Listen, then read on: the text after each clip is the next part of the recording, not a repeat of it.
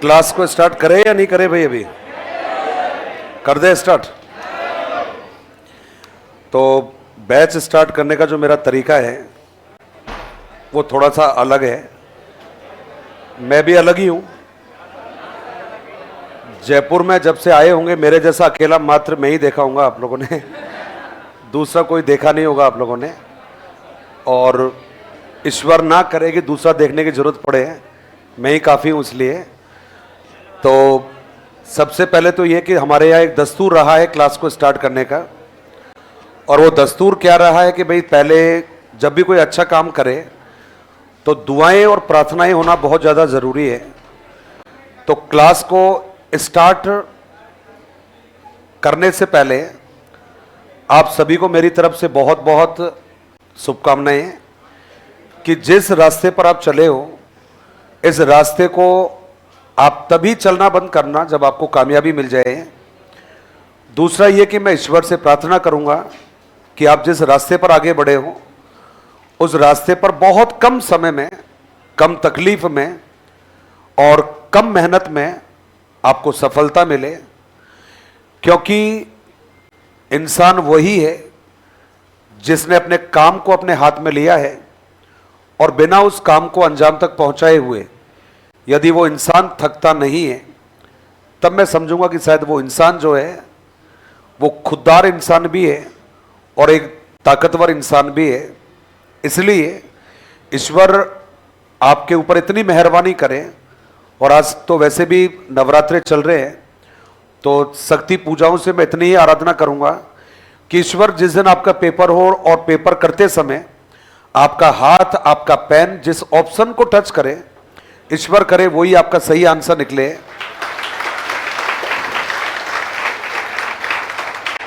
रीट का यदि ये बैच होता तो हमारा पढ़ाने का तरीका बिल्कुल थोड़ा सा अलग होता। चूंकि 3rd ग्रेड का बैच है, इसका मतलब है कि आप आपकी कामयाबी से केवल एक पायदान दूर हो। यदि आपने समझदारी के साथ में आगे पैर बढ़ा दिए तो यहां से आपको सिलेक्शन मिलेगा, डॉक्यूमेंट वेरिफिकेशन आपको मिलेगी। और यहां पर छोटी सी भी गलती, चाहे वो आपके द्वारा रही हो चाहे हमारी तरफ से रही हो, तो फिर ये लड़ाई फिर दोबारा से आपको शुरू करनी पड़ेगी। इसलिए क्लास में दिल खोलकर आराम से पढ़ाई करेंगे। 1 बार से लेकर 10 बार तक मेरी क्लास में पूछना, आप मुझे कोई दिक्कत नहीं है, मस्त होकर पूछना। एक एक को बिना सिखाए क्लास से बाहर नहीं जाने दूंगा। क्लास में पूछना, क्लास के बाहर पूछना, लेकिन प्रयास बस ये करना कि क्लास में जब मैं आया हूं तो मैं केवल पढ़ाने के लिए आया हूं, मैं आपका समय बर्बाद नहीं करूंगा बिल्कुल भी। तो आप भी प्रयास यही करना कि सर की क्लास में हमें डिस्टर्ब नहीं करना बिल्कुल भी। सर के साथ में पढ़ेंगे, सर से प्रश्न पूछेंगे, सर से जिज्ञासाएं शांत करेंगे, सर से ये पूछेंगे कि सर हर टॉपिक के बारे में बताओ, कौन सा टॉपिक कौन सी एग्जाम में आया है नहीं आया, कौन सा इंपॉर्टेंट है, वो तमाम बातें आप मेरे से पूछना। लेकिन क्लास में पढ़ाई करते समय बिल्कुल डिस्टर्ब नहीं होना है, अपने आप को भी नहीं करना है, मुझे भी नहीं करना है, दूसरे को भी नहीं करना है। उसका कारण है क्योंकि तपस्या का समय है ये, और आपको लगता होगा कोचिंग वोचिंग करने आए हो, फालतू की बातें है ये। कोई कोचिंग करने नहीं आया, क्यों कोचिंग करने आए होते आप लोग तो आपके घर से लेके यहाँ तक कम से कम ज़्यादा तो नहीं लेकिन 50 कोचिंग पड़ी होगी आप लोगों के। लेकिन 50 कोचिंगों में आप नहीं रुके हो आके, आप यहाँ आकर रुके हो। आपको विश्वास था मन में ये कि जहाँ जा रहा हूँ मैं वो जगह सबसे शानदार मेरे लिए होगी और शायद मुझे वहाँ से सिलेक्शन मिलेगा। तो मन में तो सभी के यही है कि नौकरी लगनी है, लेकिन जो मन की जो बात है वो कई बार क्या होता है, भूल जाते हो आप लोग, बहक जाते हो आप लोग। तो क्लास में ना कोई ज़्यादा शोर शराबा करेंगे, बिंदास होकर पढ़ाई करेंगे। मैं जो पढ़ाऊंगा उसको ईमानदारी से पढ़ लेना। उसके बाद में फिर सिलेक्शन वाले दिन बात करेंगे आपसे कि आपने क्या पढ़ा है और क्या नहीं पढ़ा। जहाँ तक बात है पढ़ाई को लेकर, कई सारे प्रश्न आपके मन में होने चाहिए। कोई कुछ भी अभी कॉपी वगैरह कुछ मत खोलिएगा। क्या कह रहे हो, क्या कह रहे थे? अच्छा एलईडी, ये हुई ना बात। भाई साहब एक बार जो भी व्यवस्था है इनकी वो एक बार परफेक्ट करवा दो एक बार। और बस मैंने कहा ना, ये बीच बीच में अपने को बोलना ही नहीं है। ये अच्छे संकेत थोड़ी है पढ़ाई के बीच में। मैंने कहा कि बस 2 घंटे क्लास लूंगा, ये 2 घंटे मुझे दे देना आप लोग। ये समझ कर देता ना कि गुरुजी को इन्वेस्टमेंट कर दिए 2 घंटे, और ये 2 घंटे जो मुझे लेकर जाऊंगा मैं आप लोगों को, ये आपको नौकरी वाले जो आपका सफर है, यदि उसमें सफलता ना मिल जाए तो मुझे बताना, क्योंकि सबसे पहले पता तो चलो कि गुरुजी ने आते ही इतनी बड़ी बातें बोली, क्यों बोली है, ये क्या कारण है इसका, अभी कारण समझ में आ जाएगा। सबसे पहले मैंने टीचिंग मेथड को लेकर आपसे कहा कि हमें टीचिंग मेथड पढ़ना है। अब जब टीचिंग मेथड आपको पढ़ना है तो आप सभी को मालूम है कि आपके यहां पर लैंग्वेज 2 पढ़नी है आप लोगों को, जो भी आपकी 2 लैंग्वेज है, हिंदी और इंग्लिश। और मजेदार बात देखिएगा, पता नहीं क्यों ये लोग, कुछ लोग पढ़ते नहीं है, लापरवाही कर जाते हैं, चीजों को समझते नहीं है। अब ये जो 2 लैंग्वेज है आपकी, हिंदी, और हिंदी में आपका दूसरी तरफ आपका इंग्लिश भी लिखा है, अंग्रेजी आपने लिखा है, तो ये अंग्रेजी वाली आपकी 2 सेकेंड नंबर का लैंग्वेज है आपकी। उसके बाद में यदि हम थोड़ा सा आगे बढ़े, और थोड़ा सा आगे बढ़ने के बाद में जब आपकी सब्जेक्टों की तरफ यदि आए, तो सब्जेक्ट में आप लोगों को एक सब्जेक्ट ऐसी है जो आपने रीट में पढ़ी है, उसके बाद में बाकी सब्जेक्ट आपने रीट में नहीं पढ़ी है। तो आपने केवल रीट में जो सब्जेक्ट पढ़ी थी वो केवल आप गणित पढ़ के आए हो, क्योंकि रीट में भी गणित पढ़ी है और आपने 3rd ग्रेड में भी आपको गणित पढ़नी है। इसका मतलब है इस सब्जेक्ट के साथ में आपका पुराना संबंध कह सकते हो आप। दूसरा, आपने बिल्कुल पहले नहीं पढ़ा है एसएसटी, ये इस बार आपको एसएसटी नया सब्जेक्ट पढ़ना पड़ रहा है। और इसके अलावा आप लोगों को विज्ञान आपने नहीं पढ़ा है पहले, क्योंकि ईवीएस पढ़ा था आप लोगों ने, अब क्या ऐड हो गया है आपका विज्ञान। और मैं बड़ा लापरवाह इंसान हूं, मैं लापरवाही है, मुझे पसंद है मेरे को। कारण है क्योंकि लापरवाह वही होता है जिसको खुद पर विश्वास होता है। आप लापरवाह हो यदि, तो मैं तो यही कहूंगा कि शायद आपको आपके ऊपर विश्वास है, इसलिए कि पता है कि थोड़ा सा डूबूंगा फिर तैर आऊंगा, जिंदगी देखना फिर मैं जीत जाऊंगा, तो ये आपको भरोसा होता होगा। इसलिए तो अब आपने कहा सर ये क्या बताया आपने, ये एक तरफ हिंदी, एक तरफ अंग्रेजी, एक तरफ एसएसटी, एक तरफ विज्ञान, अरे यही तो खेल है, यही तो मेरे से पढ़ने का मजा आएगा आप लोगों को। जो मर्जी आए मेथड पढ़ना, एक मेथड जो आपको अच्छा लगे, आपको बाकी मेथड पढ़ना ही नहीं पड़ेगा, फिर आप लोगों को बाकी सारे नहीं पढ़ने पड़ेंगे। फिर आपको एक पढ़ाऊंगा केवल, कोई सा भी गणित पढ़ाऊंगा तो फिर आपको एसएस, विज्ञान, अंग्रेजी, हिंदी, इनको पढ़ने की जरूरत नहीं पड़ेगी। बेशक हिंदी वाले, अंग्रेजी वाले कोई भी गुरुजी आए, लेकिन मेरे से एक बार पढ़ोगे आप लोग तो ये बार बार नहीं पढ़ोगे ये। अब उसका कारण क्या है वो कारण सुन लो एक बार। मैंने कहा ना कि लापरवाह बनना पड़ता है, जरूरी है, तैयारी करिए, इसलिए बन सकता हूं मैं। अब कारण क्या है इसका, क्योंकि यदि सिलेबस देखा होगा आप लोगों ने, नहीं देखा हो तो अपने सामने अपना अपना सिलेबस आप खोल के रख लेना, ताकि कॉन्फिडेंस बढ़ेगा कि यार गुरुजी की क्लास में आए हैं आज, और गुरुजी आज बताकर गए। इसका मतलब है कि आज और आज से पहले कम से कम 50% फायदा तो मिल गया बीमारी में। और कौन सी बीमारी में कि यार 50% तो भरोसा था ही नहीं पहले, तो आज पूरा विश्वास हो गया कि यार पक्का इस बार मैं नौकरी लगने वाला हूं। उसका कारण है क्योंकि शिक्षण की जो समस्या नामक टॉपिक है दोस्त, वो सब में आ रहा है। इनमें कहीं पर शिक्षण की चुनौतियां बन जाएगा, कहीं पर शिक्षण की समस्या बन जाएगा, लेकिन आएगा आपकी सब जगह पर, ये आप उठाकर चेक कर लेना। उसके बाद में सेकंड टॉपिक है आपका, और वो रहेगा आपकी सहायक सामग्री। माफ करना, 1st, 2nd, 3rd, 4th, 5 पांचों जगह पर लिखा हुआ है। कौन सा वाला टॉपिक, सहायक सामग्री का। केवल गणित की सामग्रियों को छोड़ दूंगा, रिपीट कर रहा हूं, केवल गणित की सामग्रियों को छोड़ दूंगा, क्योंकि लगभग 10-12 वो नाम है जो आपने इससे पहले नहीं पढ़े हैं, किताबों में भी नहीं पढ़े हैं, रियल भी नहीं पढ़े हैं। तो उन 10-12 नामों को छोड़ दूंगा। तो उसके अलावा आपकी सारी सहायक सामग्रियां सभी सब्जेक्टों में एक ही है। अब आपके कईयों के मन में प्रश्न आ रहे होंगे कि गुरुजी ने कहा वो 10-12 नाम जो बता रहे हैं कि वो नहीं पढ़े होंगे, उनके अलावा तो सब कुछ पढ़ा हुआ है। तो मन में आ रहा ही होगा वो नाम कौन से हैं। तो यदि आप मेरे से पहले नहीं पढ़े हो, कभी मुझसे नहीं पढ़े हो कभी भी, तो मैं आपको 10-12 नाम में से 4-5 नाम बताता हूं आपको। उम्मीद है आपने नहीं सुने होंगे। पहला नाम है हिप्सोमीटर, क्लिनोमीटर। सहायक सामग्री है ये, गणित में यूज होती है केवल। क्या नाम है, हिप्सोमीटर, क्लिनोमीटर, ये पहला नाम है। दूसरा नाम है आपका कोणीय दर्पण तीसरा नाम है प्रोपोर्शनल डिवाइडर, चौथा नाम है ट्रांजिट, पांचवा नाम है स्लाइड रूल। ये नाम सुने या नहीं सुने? सुने हैं? तो कोई बात नहीं, मैंने कहा ना, इस बात से मुझे कोई फर्क नहीं पड़ता आज आपको कितना आता है, मुझे कोई फर्क नहीं पड़ता, और आपको भी फर्क नहीं पड़ना चाहिए कि आज हमें कितना आता है। आपको इस बात से पूरा फर्क पड़ना चाहिए कि जिस दिन मैं पर डे क्लास छोड़ के जाऊंगा उस दिन की सारी बातें आपको याद है या नहीं, उस दिन फर्क पड़ेगा। आप सोच रहे हो कि केवल लिखोगे आप लोग कॉपी में, केवल लिखोगे, दोस्त फिर मेरी क्लास में मत बैठना आप लोग। क्यों मत बैठना? 2 घंटे खराब करोगे लिखने के लिए, मैं मेरी सारी लिखित सामग्री आपको वैसे ही दे दूंगा आप लोगों को, मैं टाइम बचेगा ना, 2 घंटे आराम से सोना। जयपुर में आने वाले 80% विद्यार्थी को पता ही नहीं होता कि क्लास क्यों अटेंड करते हैं। 80% आते केवल लिखने के लिए, और जब टीचर लिखाता है तब तो बिल्कुल एक्टिव हो जाएंगे, और बाकी समय में क्या करेंगे? या तो आपस में बातें करेंगे या ध्यान दाएं बाएं जाएगा। दोस्त आपकी पढ़ाई पर कम से कम 1 लाख रुपए खर्च होता है मिनिमम, ये मिनिमम बोला है मैंने, ज़्यादा ही होगा वो तो, मिनिमम 1 लाख रुपए खर्च होता है, तब जाकर आपकी कोचिंग कंप्लीट होती है। ज़्यादा ही होते हैं खर्च, तो कम बोले हैं मैंने, तो बात सही है गलत बात है? 1 लाख रुपए खर्च करके लगभग 6, 7, 8, 9 महीने खर्च करने के बाद में ये रजिस्टर भर के लेकर जाओगे तो सौदा घाटे का है मेरे ख्याल से, तो फिर है या नहीं है?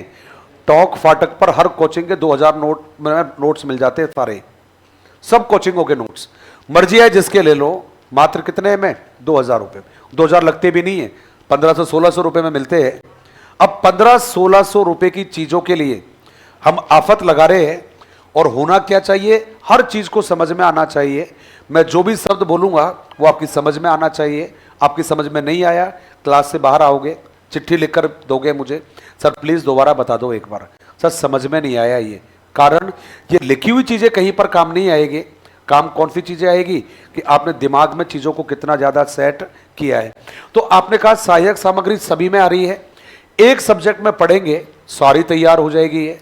आपने कहा सर और बताइए, सभी सब्जेक्टों में लिखा हुआ है, जितने भी लिखी हुई है ये, इनमें सब में लिखा हुआ है आपकी, और नाम लिखा हुआ है मूल्यांकन की विधियां, सब में लिखी हुई है इनमें।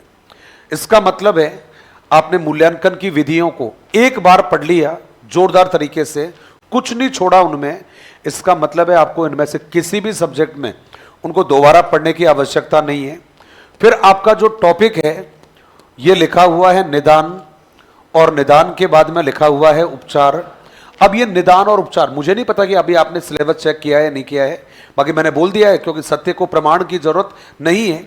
ये सारे टॉपिक आपको इन सब सब्जेक्टों में दिखेंगे आपको। बस इंग्लिश में क्या हो जाएगा?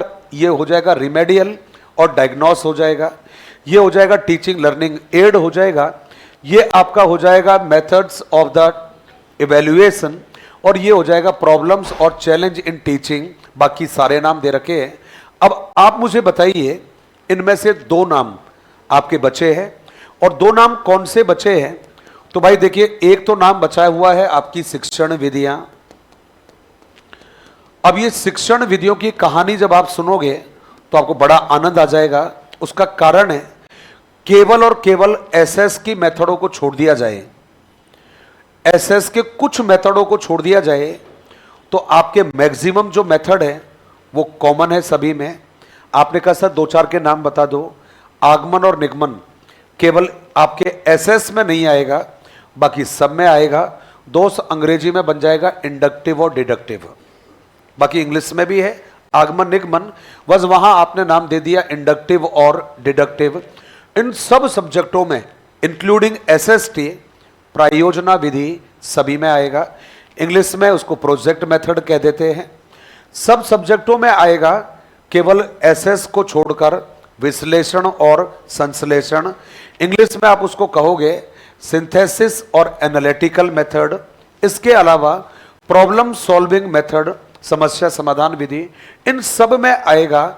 इसका मतलब हुआ कि आपको यदि एक सब्जेक्ट का टीचिंग मेथड आपने प्रॉपर समझ लिया, कुछ नहीं छोड़ा उसमें, इसका मतलब है कि आपको उन चीज़ों को फिर बार बार अलग अलग सब्जेक्टों में पढ़ने की आवश्यकता नहीं है।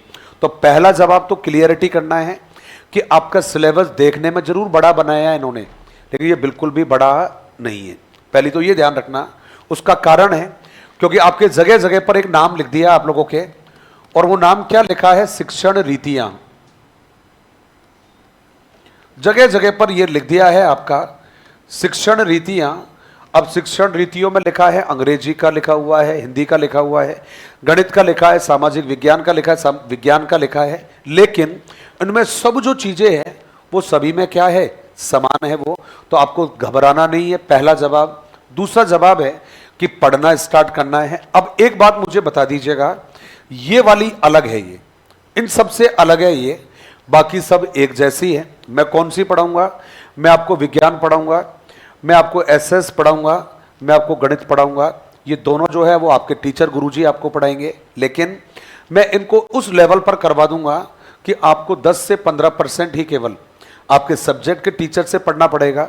बाकी लगभग 80-90% वो है जिसका नाम सुनते ही आप क्लास में बोल दोगे कि सर इसको मत पढ़ाओ, ये टॉपिक हमने पहले से पढ़ा हुआ है। तो अब मुझे बताइए कि ये वाली तो बिल्कुल सेम है। अब इनमें अलग है एसएसटी, ये अलग है, ये कंप्लीटली। इनको पढ़ोगे, इसको पढ़ लोगे तो 50% वो पढ़ लोगे, और उसको पढ़ लोगे तो 50% इसको पढ़ लोगे। चॉइस आपकी है, एक ही जवाब में देना, अलग अलग जवाब नहीं देना है। तीनों में से कौन सी पहले स्टार्ट करूं? मैथ्स की। Very good. इसी को तो कहते हैं ना, इसी को कहते हैं, और क्या?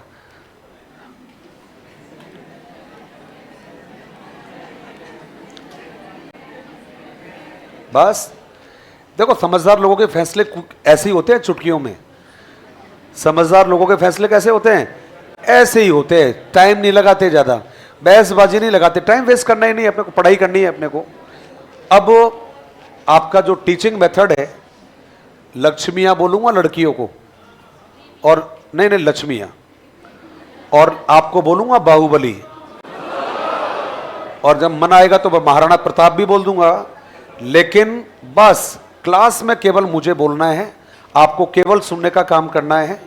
उसका कारण है भाई, पढ़ाई की चीजें ठूस ठूस के भर रखी है।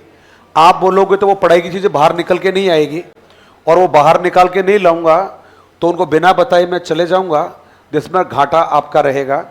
किसी को ज़्यादा बात करनी हो, ज़्यादा मन में बात आ रही हो, मुझे क्लास के बाद में मेरे से मिलना, कंधे पर हाथ रख कर लेके जाऊंगा। लड़का होगा तो बाहर आराम से रोड पर टहल कर आएंगे, बात करके आएंगे, क्लास में नहीं। लेकिन तो आपने जवाब दिया कि गणित जो शिक्षण है, इस गणित की शिक्षण विधियों के बारे में पेपर यदि पहले देखे होंगे, पहले पेपर दिए हैं, अभी सबको पता चल जाएगा यहीं पर ही क्या पढ़ना है गणित शिक्षण विधि में। तो आपको यहां पर सबसे पहले जानना जरूरी है कि सर ये तो पता चले कि हम गणित कहते किसे हैं, ये हमें सबसे पहले मालूम करना है, गणित किसे कहा जाता है। और दूसरा जवाब हमने जानना है कि सर ये जो गणित सब्जेक्ट है, इस गणित सब्जेक्ट की प्रकृति कैसी होती है। और थर्ड बात आपको जाननी है कि जो गणित सब्जेक्ट है हमारा, इस गणित सब्जेक्ट का महत्व क्या है।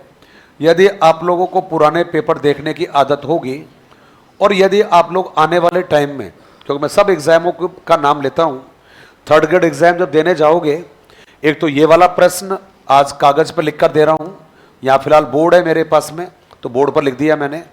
एक प्रश्न है आपका गणित वाला, और इसमें सिंपली एक प्रश्न पूछा जाएगा, और वो रहेगा आपकी गणित की शिक्षण विधि के बारे में। या फिर आसान शब्दों में कहूं तो गणित की एक परिभाषा आपसे पूछी जाएगी। 6, 7, 8, 9, 10 परिभाषा बताऊंगा, महत्वपूर्ण। उनमें से एक परिभाषा आपसे पूछी जाएगी, उसमें यह कहेगा कि ये वाली परिभाषा किसके द्वारा दी गई है। तो ये वाला प्रश्न आपके परीक्षा में आता है। और दूसरा आता है आपका ये वाला प्रश्न, गणित का महत्व, जिसमें एक ही बात पूछेगा कि हमें गणित आखिर क्यों पढ़नी चाहिए, क्या उद्देश्य है गणित को पढ़ने का, क्यों हम बच्चों को गणित पढ़ा रहे हैं। तो सबसे पहले हम बात करेंगे गणित के बारे में। जैसे ही हमारी गणित के बारे में बात कंप्लीट हो जाएगी, तो एक दूसरा शब्द पढ़ना स्टार्ट करेंगे, और वो शब्द है आपका गणित के बाद में शिक्षण। ये दूसरा शब्द है आपका। रीट परीक्षा की बातें यदि याद होगी तो 100% आपको ये भी याद होगा कि कि सर यहां से एक प्रश्न आपको मिला था, और वो जो एक प्रश्न आपका मिला था, ये एक प्रश्न कौन सा था? या तो प्रश्न पूछा गया होगा आपके शिक्षण के चरों के बारे में, और चर और उनके उपनाम। ये वो प्रश्न जिसमें पूछा है कि भाई स्वतंत्र कौन होता है, आश्रित कौन होता है, और मध्यस्थ या हस्तक्षेपी कौन होता है। एक तो वो वाला प्रश्न है, और दूसरा जो प्रश्न है आपको याद होगा बहुत अच्छे से, ये नाम पूछा जाता है आपकी ब्लूम की टैक्सोनॉमी। और ब्लूम की टैक्सोनॉमी का मतलब आपको याद होगा शायद, ये प्रश्न बनता है आपका कि ज्ञानात्मक उद्देश्य का वर्गीकरण किसने कब कितने भागों में किया है, भावात्मक उद्देश्य का वर्गीकरण कब किसने कितने भागों में किया है, और क्रियात्मक उद्देश्य का वर्गीकरण कब और किसके द्वारा किया। और लास्ट वाली परीक्षा में मजा आ गया था, पता नहीं आपको आया नहीं आया, क्योंकि डायरेक्टली नाम पूछ लिया था एंडरसन का, और एंडरसन के बारे में पूछा गया था कि ये जो आपका ज्ञानात्मक उद्देश्य है उसका सबसे नवीनतम वर्गीकरण कब और किसके द्वारा किया। तो किसके द्वारा में तो आ गया था एंडरसन, और वर्ष में नाम आ गया था 2001 में। मैंने क्या बताया आपको कि आने वाले 2-3 दिनों में हम क्या पढ़ने वाले हैं। पहले पढ़ेंगे हम गणित का परिचय, जिसमें गणित की परिभाषाएं, अवधारणाएं, फिर उसकी प्रकृति, फिर उसका महत्व। जैसे ही ये कंप्लीट हो जाएगा फिर हम आपका सेकंड चैप्टर स्टार्ट करेंगे, और उसका नाम क्या रहेगा? शिक्षण।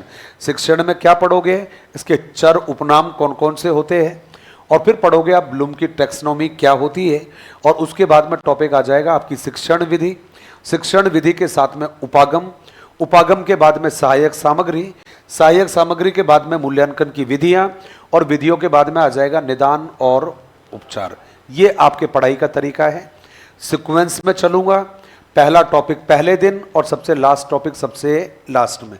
ऐसा नहीं कि आज इधर से उठा लिया, कल उधर से उठा लिया, परसों वो उठा लिया, वो तरीका नहीं चलेगा। तो अब आपने कहा सर पहली क्लास बता दीजिए, 20-25 मिनट आपने लगा दिया। अरे भाई माहौल तो बनाना पड़ेगा ना, फिर बात गलत है सही बात है। ये क्लास के दरवाजे खुलेंगे आपकी कामयाबी की राह पर, और यहाँ मैं टाइम पास करके जाऊंगा तो मामला सारा खराब हो जाएगा। रटाता बिल्कुल भी नहीं हूँ, कॉन्सेप्ट क्लियर करवाऊंगा, इसलिए पहले समझाऊंगा फिर लिखवाऊंगा, और इस दोनों काम के अंतर्गत आपको समझना पड़ेगा कि हाँ सर समझ में आ गया है, अब आप लिखवाओ, हमें कोई दिक्कत नहीं है।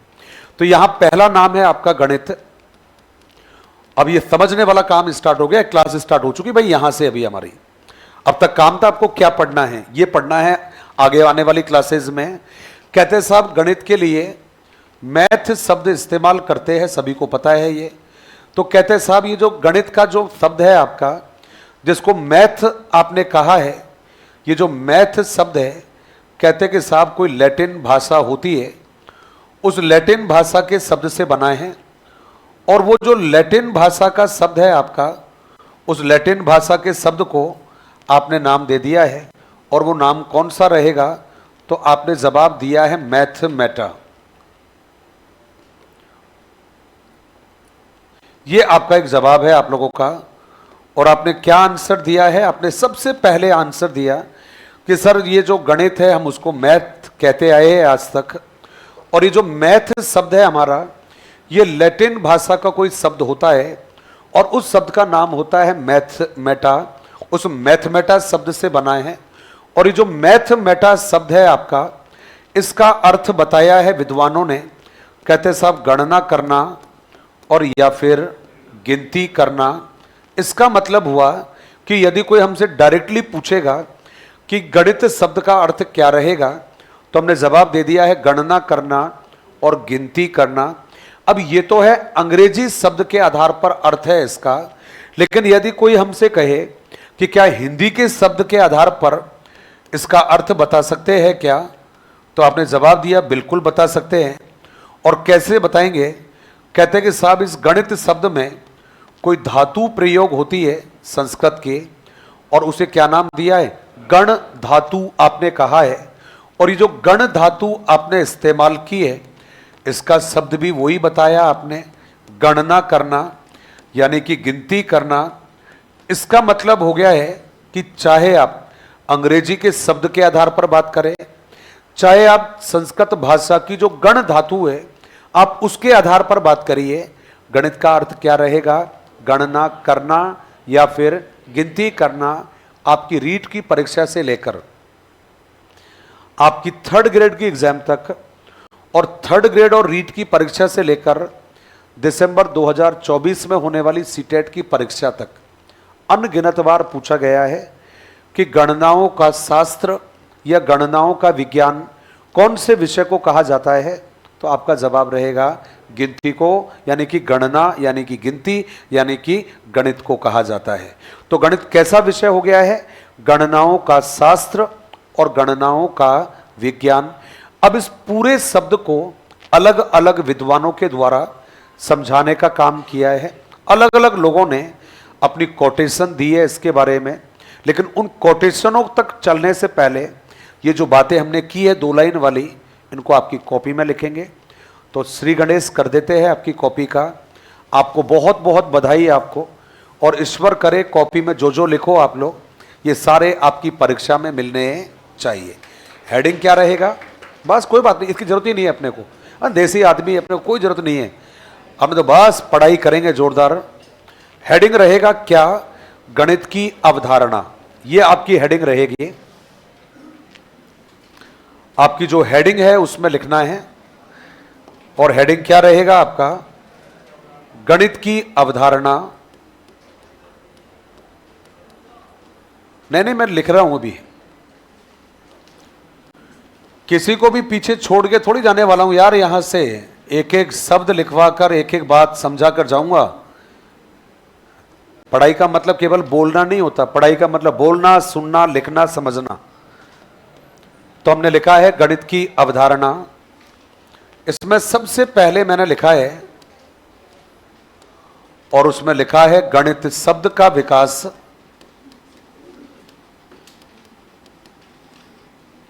गणित शब्द का विकास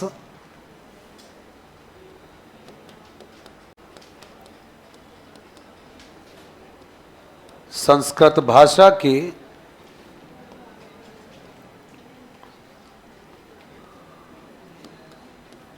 गण धातु से हुआ,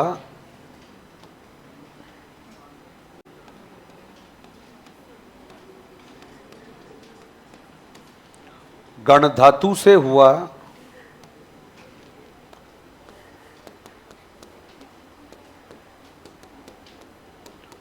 जिसका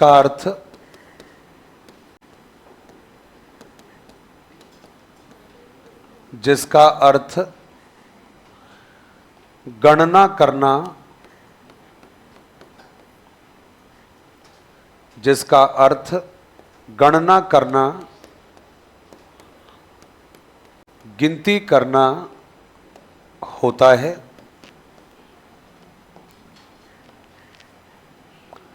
जिसका अर्थ गणना करना, गिनती करना होता है। ये केवल एक शब्द के आधार पर बात की है, और वो जो एक शब्द है आपका, उसको हमने कहा है गणित, मतलब गण, और गण का मतलब हो गया है गणना करना और गिनती करना।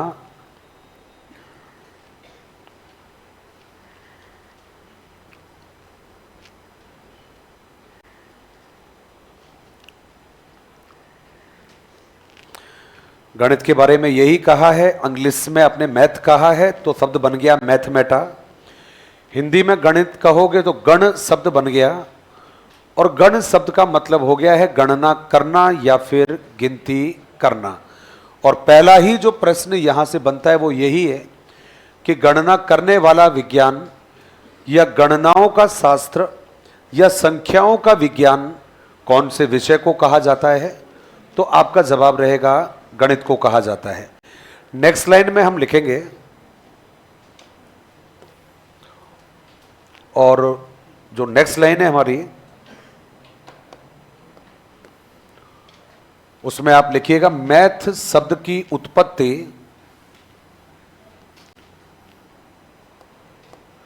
नेक्स्ट लाइन में हमने लिखना है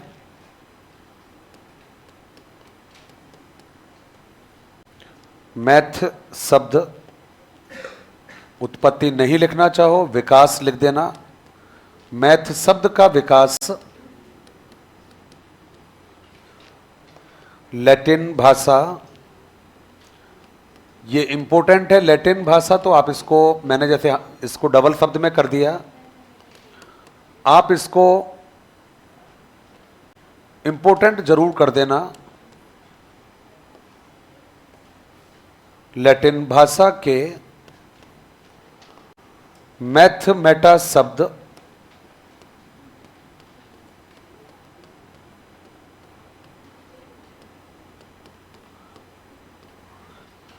मैथ शब्द का विकास लैटिन भाषा के मैथ मेटा शब्द से हुआ,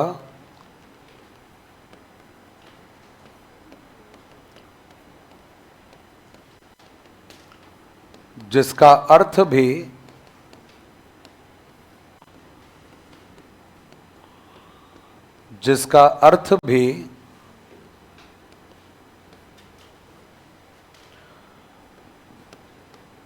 गणना करना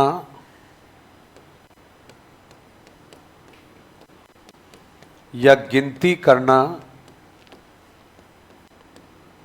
होता है।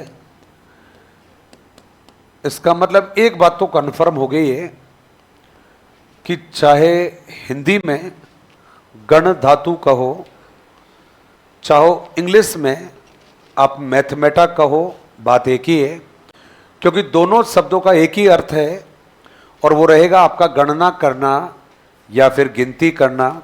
अब उसमें एक तो वो लैंग्वेज आपको ध्यान रखनी है कि भाई जो मैथ शब्द है आपका वो लैटिन भाषा का शब्द है, वो अपने को ध्यान रखना है। दूसरा, दोनों ही जो शब्द है आपके, उन दोनों का जो अर्थ आपने बताया, वो अर्थ बताया गणना करना या फिर गिनती करना। अब साहब होता क्या है कि जैसे जैसे थोड़ा सा बातें आगे बढ़ती गई तो कुछ लोग बड़े चालाक थे, और चालाक लोग आपको पता है बातें करने में बड़े माहिर होते हैं, तो उन्होंने बातों के माध्यम से एक बात कह दिया कि जो गणित जो सब्जेक्ट है इसका जन्म हुआ है गिनती से हुआ है। मैं रिपीट करूंगा, कहता है गणित कोई ऐसा विषय है जिसका जन्म हुआ है गिनती से हुआ है, और इस विषय में गणना करने पर बल दिया जाता है, इसलिए इस विषय को नाम दे दिया गया गणनाओं का शास्त्र या गणनाओं का विज्ञान। तो आपसे पूछेगा कि गणित का जन्म किससे हुआ?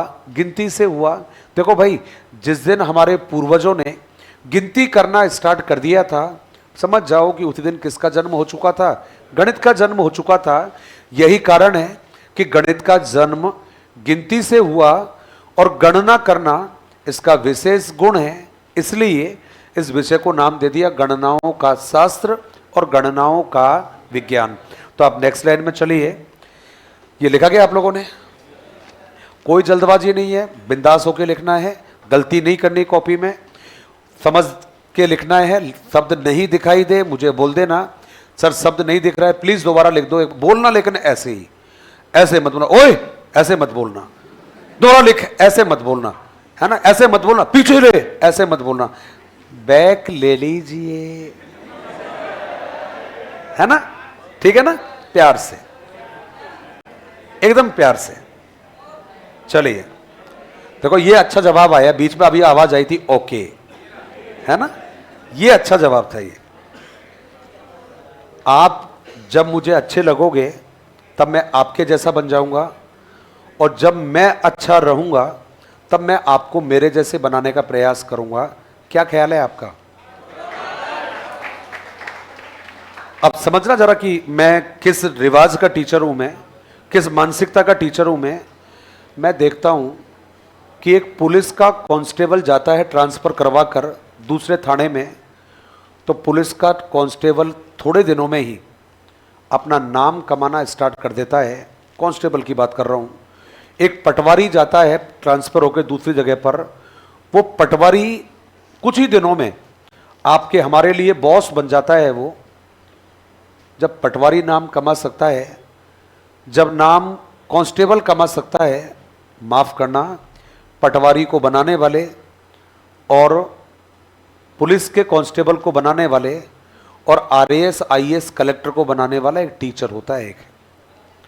और जो टीचर होगा आपको जब मैं टीचर के रूप में देखता हूं आप लोगों को, मुझे बड़ी खुशी होती है। आप अच्छे से बात करते हो, शालीनता से रहते हो, प्यार से बातें करते हो।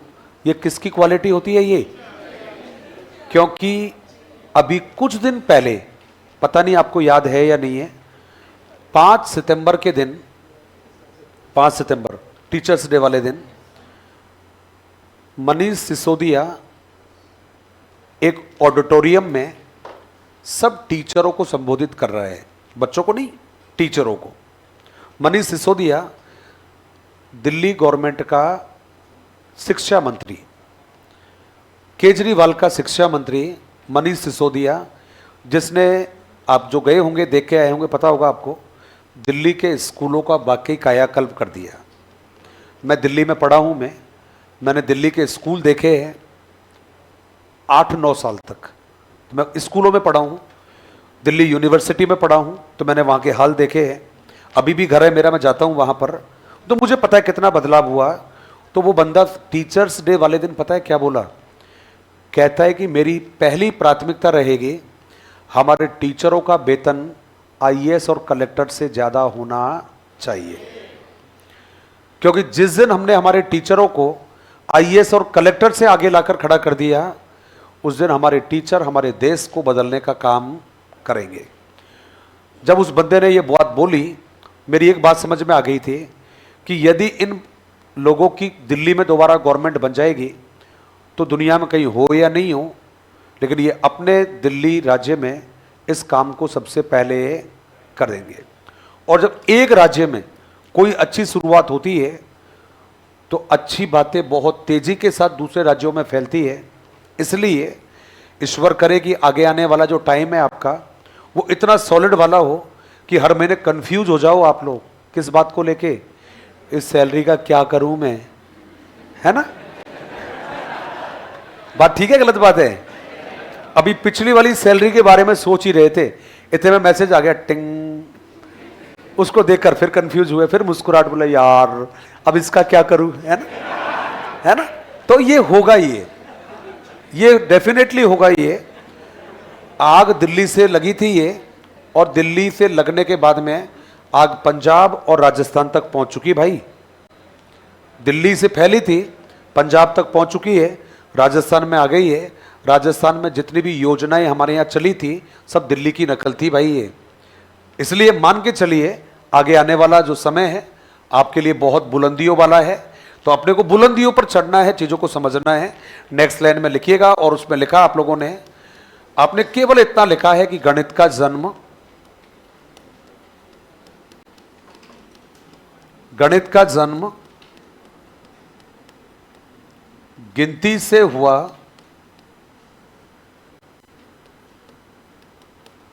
एवं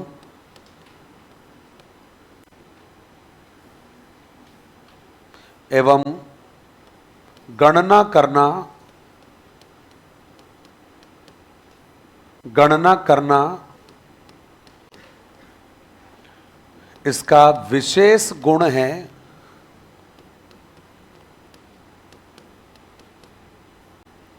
इसका विशेष गुण है, इसलिए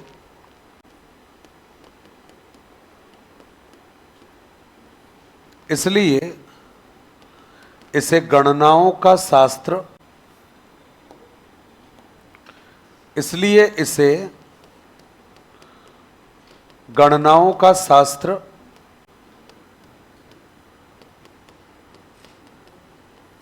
या गणनाओं का विज्ञान कहते हैं। गणनाओं का शास्त्र या गणनाओं का विज्ञान कहते हैं।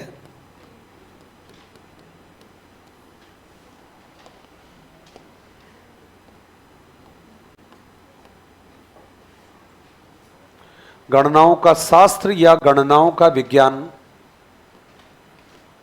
कहते हैं। गणित का जन्म गिनती से हुआ एवं गणना करना इसका विशेष गुण है, इसलिए इसे गणनाओं का शास्त्र या गणनाओं का विज्ञान कहते हैं। अब ये तो केवल नाम निकल कर आए 3 हमारे लिए, पहला नाम आया गण धातु से बनाए हैं, लैटिन भाषा के शब्द से बनाए हैं। शब्द है मैथमेटा, और इसको क्या कह रहे हैं? गणनाओं का शास्त्र या गणनाओं का विज्ञान। अब साहब करना क्या है अपने को? सबसे इंटरेस्टिंग काम, सबसे रोचक काम, और राजस्थान के पढ़ने वाले विद्यार्थियों को सबसे बकवास लगने वाला काम, वो मैं करने जा रहा हूं अभी। मेरी नज़र में सबसे इंटरेस्टिंग और राजस्थान की तैयारी करने वाले हमारे जो स्टूडेंट मित्र होते हैं, सबसे बकवास काम लगता है उनको। तो आप कहोगे सर ऐसा क्या बताने वाले हो? आप खुद देख लेना। अभी मैं बात करने वाला हूं आपकी गणित संबंधी कुछ परिभाषाएं हैं,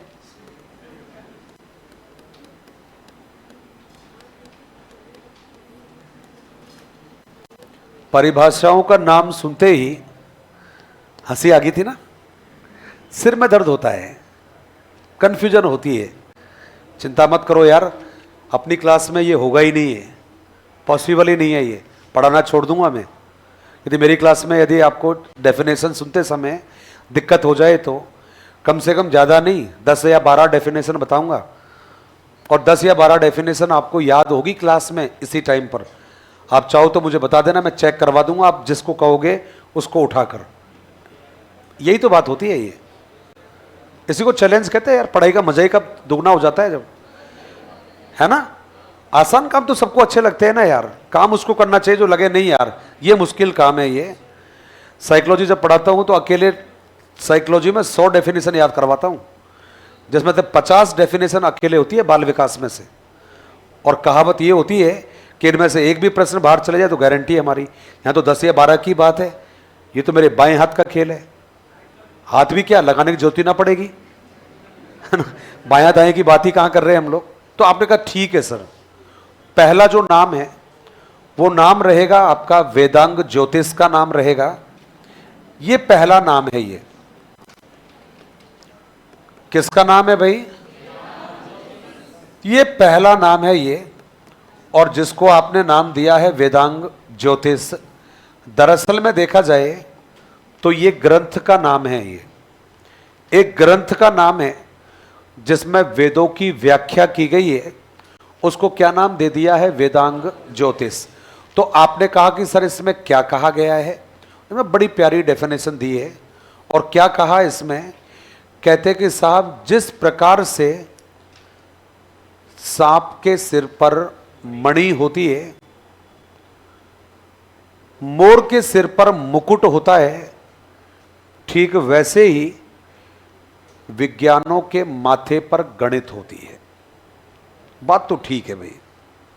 क्या कहा था हमने?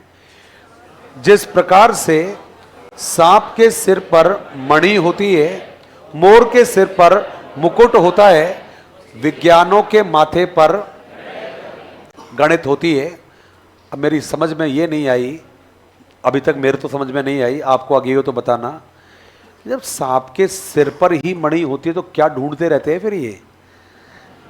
7 सीरियल आ गए वो मोना वाले, लेकिन उनकी वो मणि वाली अभी पूर्ति ना हुई अभी तक। क्या ख्याल है आपका? है ना।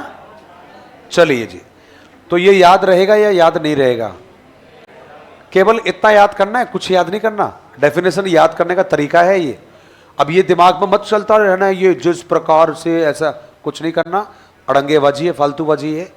केवल इतना सा याद करना है, सांप एवं मणि, बस, आगे पीछे कुछ नहीं। जिस प्रकार नहीं, मोर कहाँ है, मुकुट कहाँ है, कोई लेना देना नहीं है, केवल सांप एवं मणि। आप कहोगे सर क्यों इतना आधा शब्द क्यों बोला आपने? उसका कारण है क्योंकि हमें जिस परीक्षा की तैयारी करनी है उस परीक्षा में लिखकर नहीं आना, हमें वहां पर क्या करके आना है? केवल टिक करके आना है। और टिक कब करेंगे? जब आपको चीजें पहचान होगी आपको। और हर वाक्य में 1 या 2 शब्द ऐसे होते हैं जो यूनिक होते हैं, और उन्हीं यूनिक शब्दों से हमें मतलब है। तो वेदांग ज्योतिष में क्या कहा है? केवल अपने को याद रखना है सांप और मणि। जब लिखने का समय आएगा तो मैं क्या लिखवाऊंगा कि जिस प्रकार से सांप के सिर पर मणि होती है, मोर के सिर पर मुकुट होता है, वही स्थान विज्ञानों में गणित का होता है। लिख ले एक बार ये, चलिए जी, पहला हो जाएगा आपका, हेडिंग है आपका गणित संबंधी परिभाषा।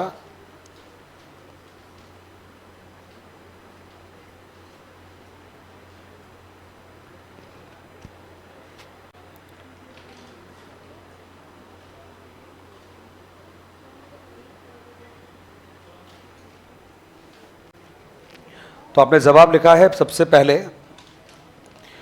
डेफिनेशन हमेशा हम लोग इन्वर्टेड कॉमा में लिखेंगे, इन्वर्टेड कॉमा में। तो इसमें लिखेंगे जिस प्रकार से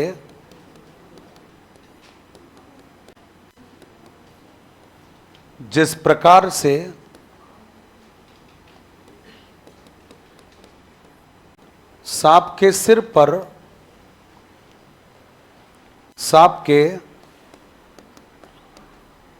सिर पर मणि कॉमा करके, मोर के सिर पर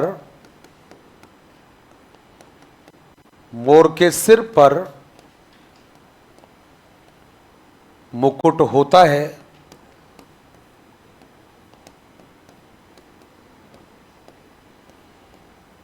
वही स्थान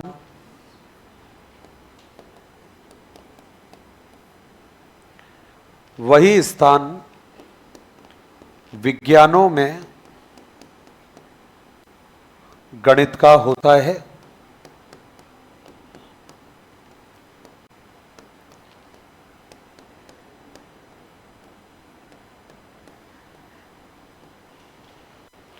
वही स्थान विज्ञानों में गणित का होता है।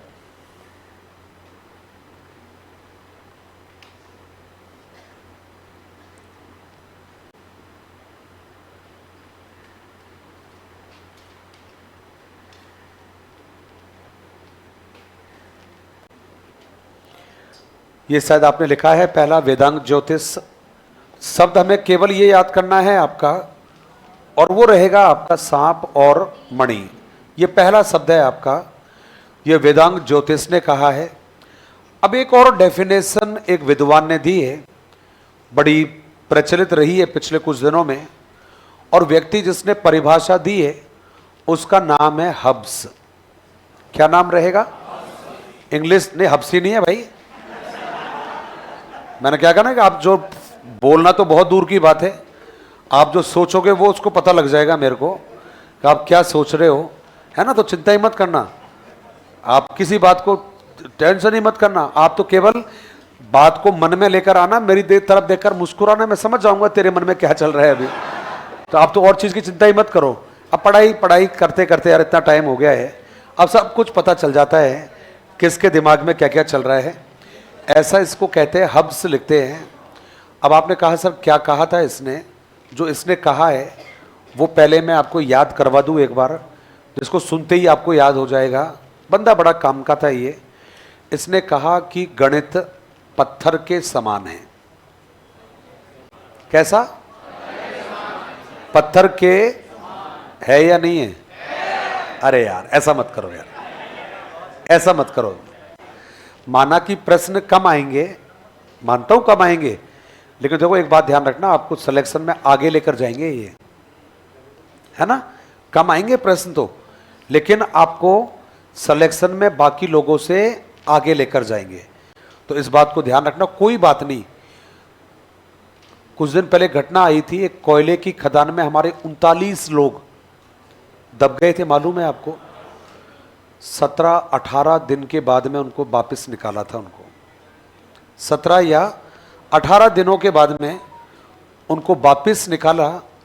उन व्यक्तियों को जब वापस निकाला और जब वो अंदर थे, मैंने एक टास्क मेरी ज़िंदगी का लिया मैंने, कि मुश्किल कितनी भी बड़ी क्यों ना रहे, आदमी को कभी अपनी हिम्मत हारनी नहीं चाहिए।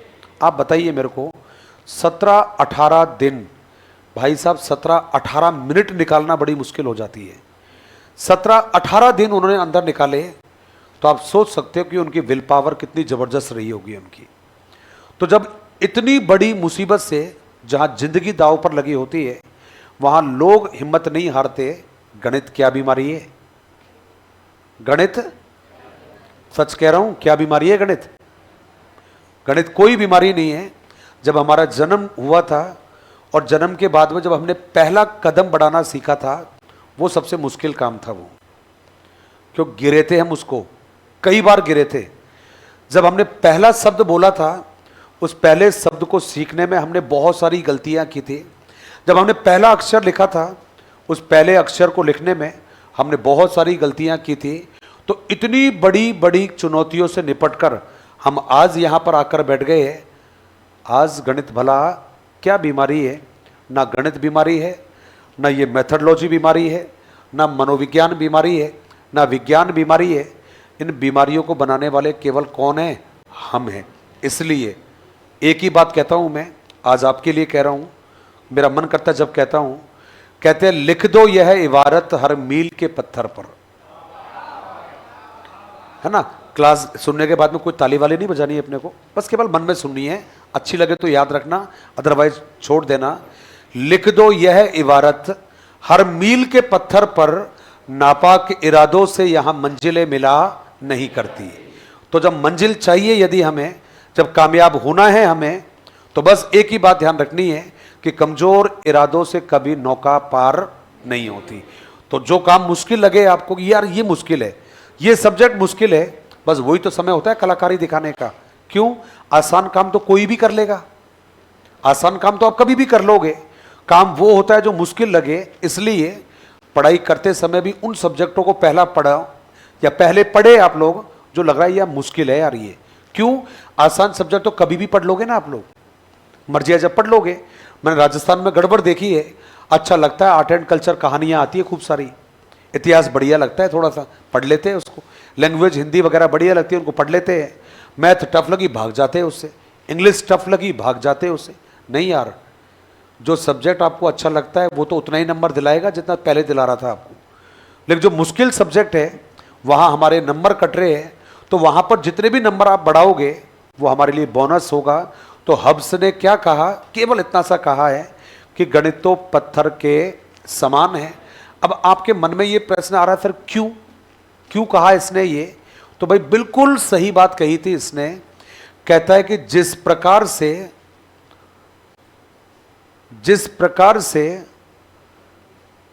बोला क्या? जिस प्रकार से?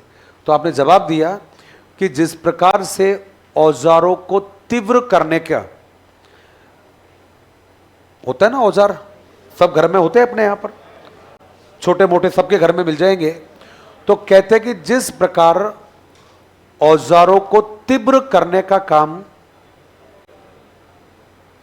हथियार करते हैं, या हथियारों को तीव्र करने में जो योगदान फौलाद का होता है, ठीक वैसे ही हमारे मस्तिष्क को तेज बनाने का काम गणित के द्वारा किया जाता है।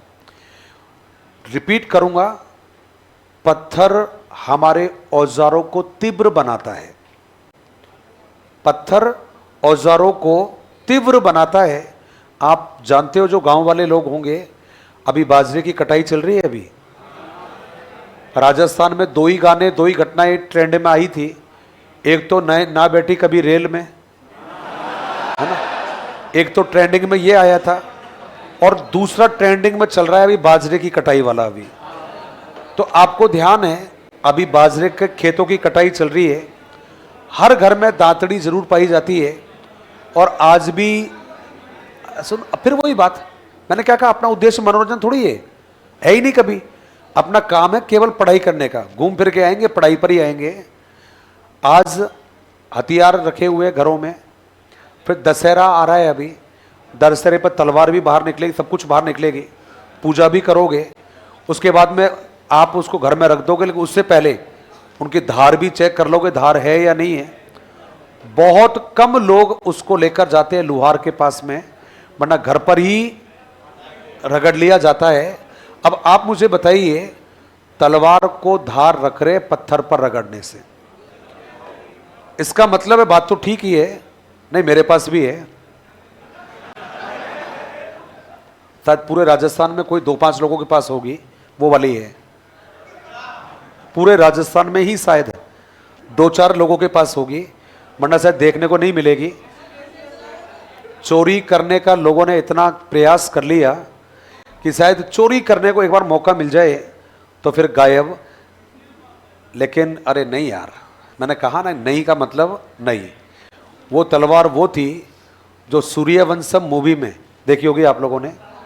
सूर्यवंशम मूवी में जिसको रियल में केवल उठाकर ऐसे रखा गया था जमीन में, वो लगभग लगभग 1 से 1.5 फीट जमीन में चलेगी केवल ऐसे रखने मात्र से, जिसमें डबल धार होती है। वो वही तलवार थी जो राजस्थान में 2 या 3 लोगों के पास में ही है, उनमें से एक हमारे पास में है। लेकिन वो दिखाने का विषय थोड़ी होता है। आप कह रहे थे मेरे पास है, मेरे पास भी है, मुबारक हो। चलिए वो विषय नहीं है। तो आपने कहा कि जिस प्रकार से पत्थर औजारों को तीव्र बनाता है, उसी प्रकार से गणित क्या करता है, मस्तिष्क को तीव्र बनाने का काम करता है। तो आपको तो केवल इसी तरह तो याद करना है कि भाई जो आपकी गणित है वो गणित किसके समान है, पत्थर के समान है। पत्थर औजारों को तेज बना रहा है और गणित बुद्धि को तेज बना रहा है। तो नेक्स्ट लाइन में लिखिएगा और उसमें लिखेंगे हब्स के अनुसार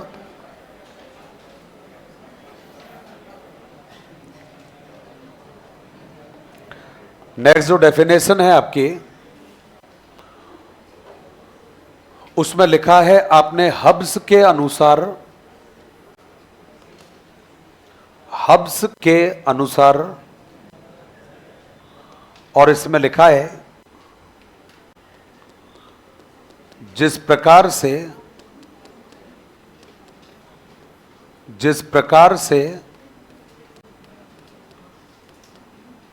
पत्थर औजारों को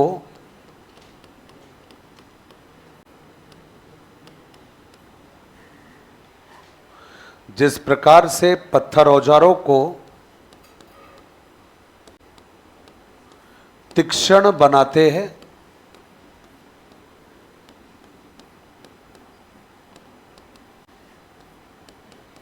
उसी प्रकार से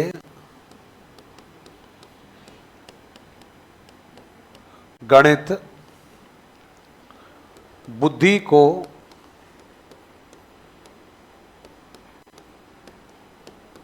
तीव्र बनाती है।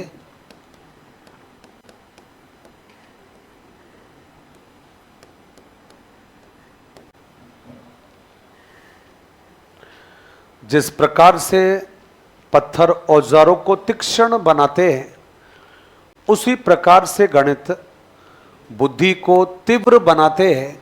यह आपका पहला जवाब है। अब आपने कहा सर हब्स वाली डेफिनेशन हमने याद सुनी है और इसके अलावा बताइए। तो आपके सिलेबस में आज तक सबसे ज़्यादा जो परिभाषाएं पूछी गई है, उनमें से एक जो परिभाषा है, इसको एक विद्वान ने दिया है। आप नाम सुनते ही बता दोगे कि सर बिल्कुल सही है।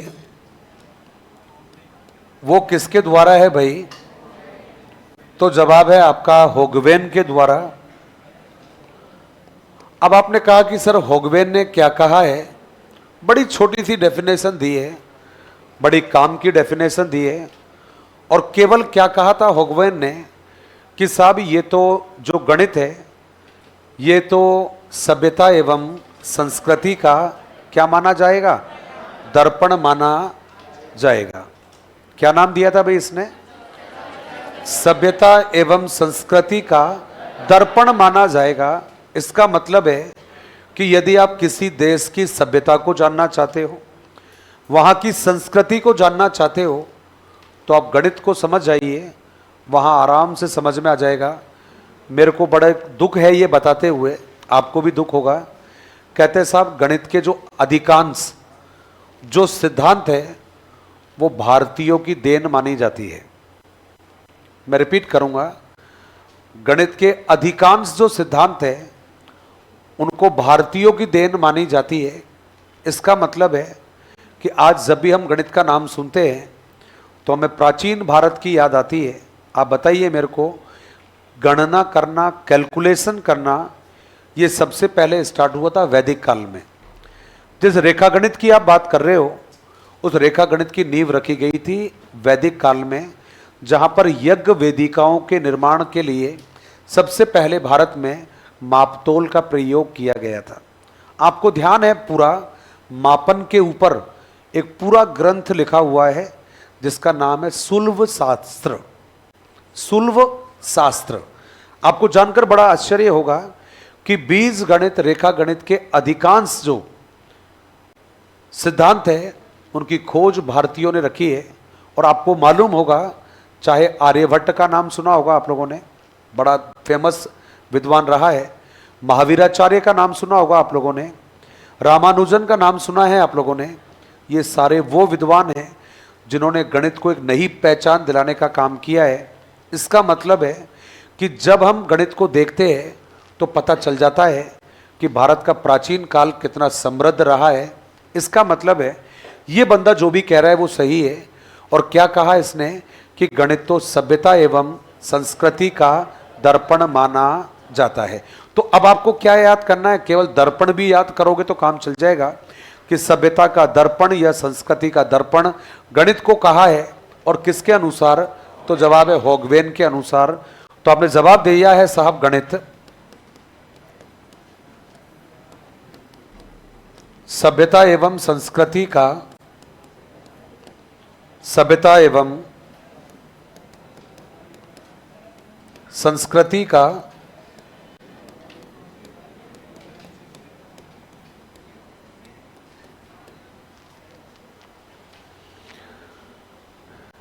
गणित सभ्यता एवं संस्कृति का दर्पण है। और यह जवाब दिया था होगवेन के द्वारा दिया गया है। सभ्यता एवं संस्कृति का दर्पण कहा है आपने, और ये किसने कहा है? ये तो होगवेन ने कहा था। शायद अभी 3 या 4 डेफिनेशन हुई है, 3 हुई है, अभी 5 होते ही मैं आपको सभी जो पिछली डेफिनेशन है उनको मैं आपके मुंह से ही अभी सुनूंगा और बिना कॉपी की तरफ देखे हुए देखते कि याद होता है या नहीं होता, या मैंने ऐसे ही बोला था। तो आपने होगवेन लिख दिया है। इसी के साथ में, इसी के पास में इसी का भाई है, भाई का मतलब भाई के जैसा है, इंपॉर्टेंट डेफिनेशन है। तो मैं इन दोनों को आसपास ही लिखवा देता हूं। और विद्वान का नाम है रोजर बेकन। भाई साहब, आपके पेपर का 50% भाग ये दोनों व्यक्ति खाते हैं। रिपीट कर रहा हूं, आपके पेपर का 50% जो भाग है ये 2 व्यक्ति खा जाते हैं। एक का नाम है होगवेन और दूसरे का नाम है रोजर बेकन। तो आपने कहा सर उसने क्या कहा था? छोटी सी डेफिनेशन थी। और क्या कहा? उसने कहा था कि साहब ये जो गणित है ये सभी विज्ञानों का सिंह द्वार एवं कुंजी है। क्या कहा है? सिंह द्वार एवं कुंजी है। और आपको मालूम है सिंह द्वार का मतलब है एक ऐसा दरवाजा जिससे सभी का जन्म हुआ है ना। आज आपको ध्यान है अलवर और भरतपुर को राजस्थान का द्वार कहे जाते हैं। कौन कौन से? हाँ जी, कहते हैं ना, कहते हैं। चलिए, तो आप मुझे बताइए, सिंह द्वार का मतलब है ऐसा दरवाजा जिसे सब निकल सकते हैं, जिसे सब निकले हुए हैं। इसका मतलब है सभी विज्ञानों का जन्म गणित से हुआ है भाई। रिपीट कर रहा हूं, सभी विज्ञानों का जन्म गणित से हुआ है। और भाई कोई थोड़े बहुत ही होंगे तो मैं कहूंगा नहीं, पश्चिमी राजस्थान वाले होंगे तो शायद थोड़ा सा मुझे डाउट है, मेरे को मालूम नहीं है। बाकी पूर्वी राजस्थान वालों को मैं अच्छे से जानता हूं। आज भी गांव में कूची कहा जाता है चाबी को। और अलवर में जो बहरोड वाली साइड के होंगे आपके वहां ताड़ी कहते हैं। ताड़ी है, ताड़ी के साथ चाबी आएगी, लेकिन कहते नहीं कहते हैं? कहते हैं ना। तो आप मुझे बताइए, ये जो कूची शब्द बोलते हैं हम लोग, इसी कूची शब्द को इस भाई साहब ने क्या कहा था? कुंजी कहा था। और कुंजी या कूची का मतलब होता है एक ऐसी चाबी जिससे सब दरवाजों, सब तालों को खोला जा सकता है। भाई इसका मतलब है कि यदि आप गणित को ईमानदारी से पढ़ लोगे, इसका मतलब है हर बंद दरवाजे को खोल सकती है खोपड़ी के दिमाग को।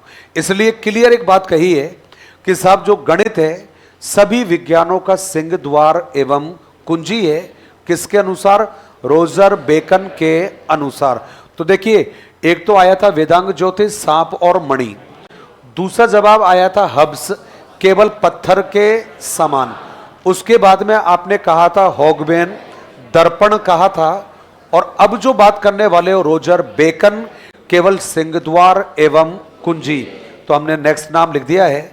और जो नेक्स्ट नाम है ये, इसमें आप लोगों ने नाम लिखा है रोजर बेकन।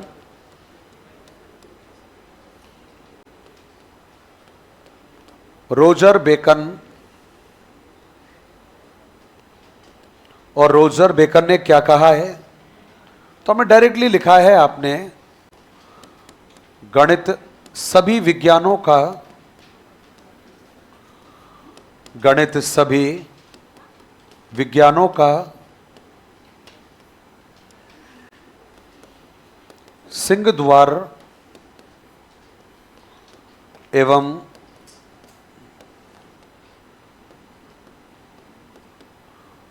कुंजी है। ये आपका जवाब है। गणित सभी विज्ञानों का सिंहद्वार एवं कुंजी है। और ये जवाब किसने कहा? तो जवाब है रोजर बेकन ने कहा है।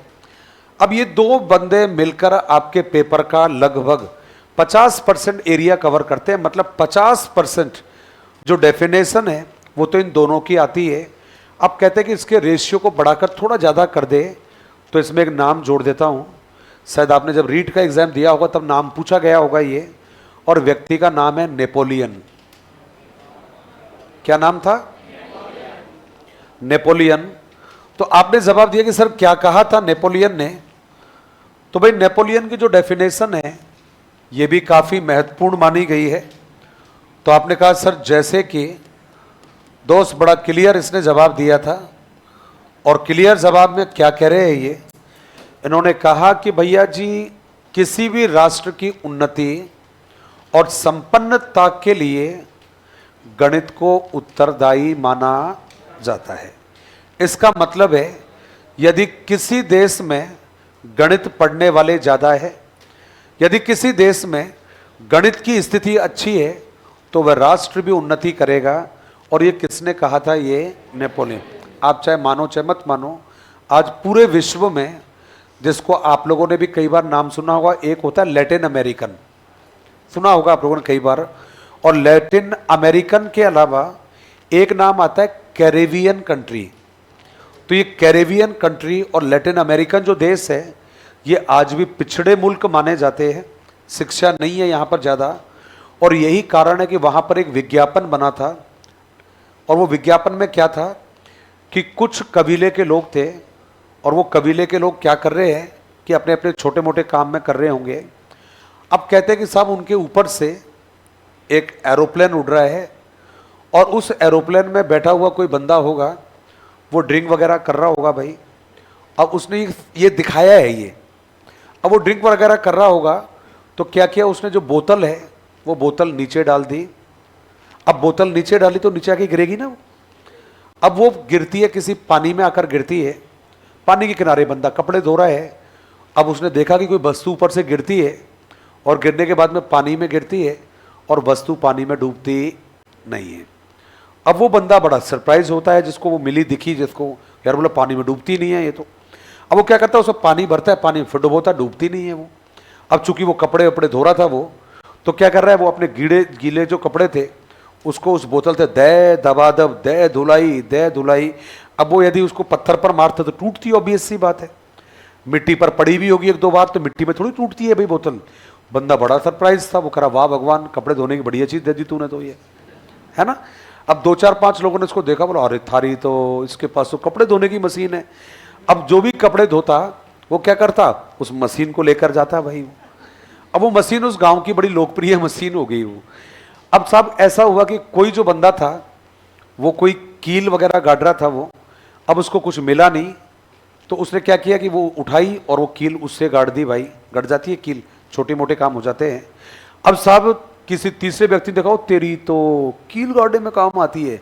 अब फिर क्या, कपड़े धुलाई का काम तो चल ही रहा था, अब क्या आ गया है, वो कील गाड़ने के काम भी आ गया है। यूज बढ़ गए भाई उसके। कहते साहब ये समय अचानक नहीं हुआ, समय लग रहा था, धीरे धीरे धीरे।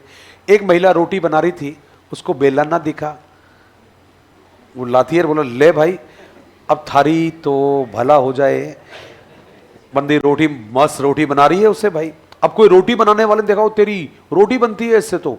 अब भाई साहब क्या हुआ, वो एक बोतल उस गांव की सबसे बड़ी सेलिब्रिटी बन जाती है, सबसे बड़ी सेलिब्रिटी। कोई भी काम हो जाए तो किससे किया जा सकता है, उस बोतल से किया जा सकता है। अब साहब होता क्या है कि उस बोतल को लेकर लोगों में खींचतान हो जाती है, लड़ाइयाँ होना स्टार्ट हो जाती है, चोरी होना स्टार्ट हो जाती है। अब वो कहते हैं कि विवाद इतना ज़्यादा बढ़ गया कि वहाँ के लोकल प्रशासन को उसमें हस्तक्षेप करना पड़ा कि भाई तुम्हारा इतना अच्छा गांव था, तुम बहुत शिक्षित लोग थे, आपस में ज़्यादा लड़ाई झगड़े नहीं करते थे। अचानक क्या हुआ, तो उनमें से क्या कहता है कि साहब हमारे गांव में एक बुराई घुस आई है, और उस बुराई जब से हमारे गांव में आई है तब से हमारे गांव की सुख शांति छिन गई है। तो अब सबके लोगों के लिए था कि भाई क्या ऐसी बुराई आई, उसने लाके दिखाया, बोला ये, तो बोला क्या, कि बोला ये इतनी किफ़ायती चीज़ है कि इससे हर काम किया जा सकता है, और बोला हमारे बीच में इसी को लेकर लड़ाई हो रही है। अब आप सोचो जरा, हम बातों को यहीं रोक देते हैं।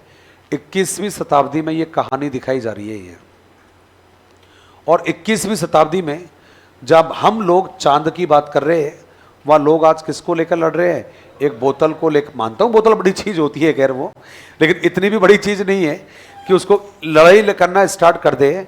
इसका मतलब है कि नेपोलियन ने ठीक कहा है कि देश को उन्नति करवाना चाहते हो तो आपको गणित की उन्नति करनी ही पड़ेगी, और जहाँ गणित उन्नति कर रही है वहाँ पर राष्ट्र भी उन्नति करेगा। तो हम एक लाइन में जवाब दे सकते हैं कि गणित की उन्नति में ही राष्ट्र की उन्नति है। बाकी पूरा तो ये कह सकते हैं कि भाई गणित की उन्नति में ही राष्ट्र की उन्नति एवं संपन्नता है, लेकिन मैं इतना नहीं लिखवाऊंगा, मैं डायरेक्ट लिखवाऊंगा कि गणित की उन्नति में ही राष्ट्र की उन्नति है। तो आप नेक्स्ट लाइन में लिखिएगा, और उसमें लिखेंगे साहब गणित की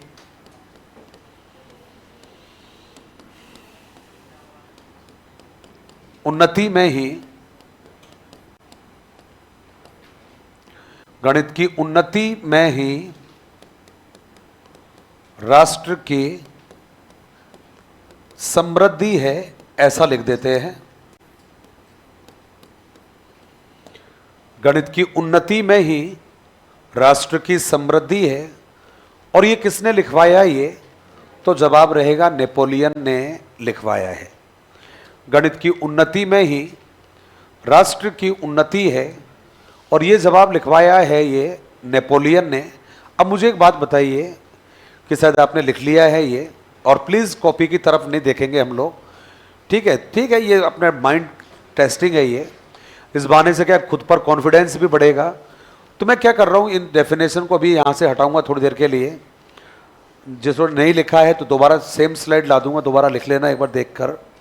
अब मुझे बताइए, 4 या 5 नाम लिखे आप लोगों ने। अब मुझे आप बताइए कि आपसे डायरेक्टली कोई पूछ रहा है और आपसे केवल इतना पूछा है कि गणित का मतलब होता है सभ्यता और संस्कृति। किसने कहा था ये, किसने कहा था? और यदि केवल कोई पूछ रहा है आपसे सिंह द्वार एवं कुंजी, कोई कह रहा है कि गणित तो पत्थर के समान है, और कोई कह रहा है आपसे कि जो गणित की उन्नति है उसमें देश की उन्नति है, और केवल कह रहा है कि भाई गणित का मतलब तो होता है सांप और मणि। देखो यही तरीका है, इतना ही याद करना है, रटना बिल्कुल भी नहीं है। पूरा सेंटेंस अपने को किसी भी सब्जेक्ट में, मेरा तो यही कहना है, किसी भी सब्जेक्ट में पूरा सेंटेंस मत रटिए, क्योंकि कितना रटोगे दिमाग की लिमिट होती है। मेन मेन चीज़ों को याद करना स्टार्ट करो, मेन चीज़ों को पकड़ना स्टार्ट करें, काम आसान हो जाएगा। अब आपने कहा सर और भी है क्या डेफिनेशन? 3-4 डेफिनेशन और है, जिसमें अक्सर पूछी जाने वाली जो डेफिनेशन है वो रहती है आपकी गैलीलियो की रहती है। किसकी भाई? गैलीलियो की डेफिनेशन। तो आपने कहा कि सर ये जो गैलीलियो है इन्होंने क्या कहा है गणित के बारे में? तो भाई इसकी जो डेफिनेशन है वो गणित की भाषा के बारे में मानी जाती है, गणित की भाषा के बारे में इसने अपने विचार दिए हैं। तो आप कहोगे सर क्या कहा था गणित के भाषा के बारे में? केवल एक छोटा सा वाक्य दे दिया कि गणित की भाषा ऐसी है जैसे परमेश्वर ने सारे ब्रह्मांड की रचना उसमें कर दी हो। मैं रिपीट करूंगा, गणित की भाषा ऐसी है जैसे परमेश्वर ने संपूर्ण ब्रह्मांड की रचना उसमें कर दी हो। इसका मतलब हुआ कि पूरे ब्रह्मांड को किस में समाया हुआ है? गणित में समाया हुआ है। किसके अनुसार? तो जवाब है गैलीलियो के अनुसार। कोई पूछे आपसे कि सर गैलीलियो ने क्या कहा था गणित के बारे में? बोला जी उसने केवल ये कहा था कि पूरी गणित में या गणित में पूरा ब्रह्मांड समाया हुआ है। पूरा ब्रह्मांड, पूरी सृष्टि केवल कहां समा रखी है? गणित में समा रखी है। किसके अनुसार? तो जवाब है गैलीलियो के अनुसार। तो इसमें हमने लिखा है साहब, और वो डेफिनेशन आपने लिखी है, गणित की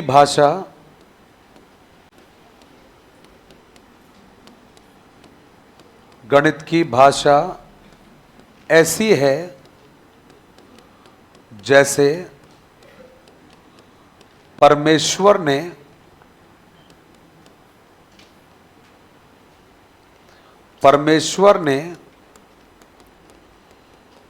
ने संपूर्ण सृष्टि की रचना उसमें कर दी हो।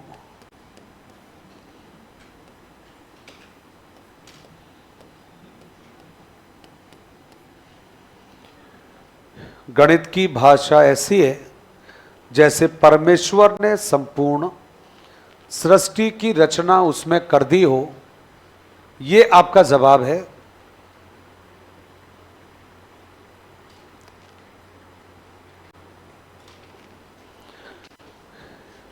गणित की भाषा ऐसी है जैसे परमेश्वर ने संपूर्ण सृष्टि की रचना उसमें कर दी हो।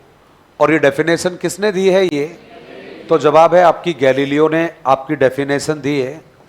एक और डेफिनेशन है आपकी, और आपने कहा सर कौन सी है? तो एक नाम आपने सबने सुन रखा है,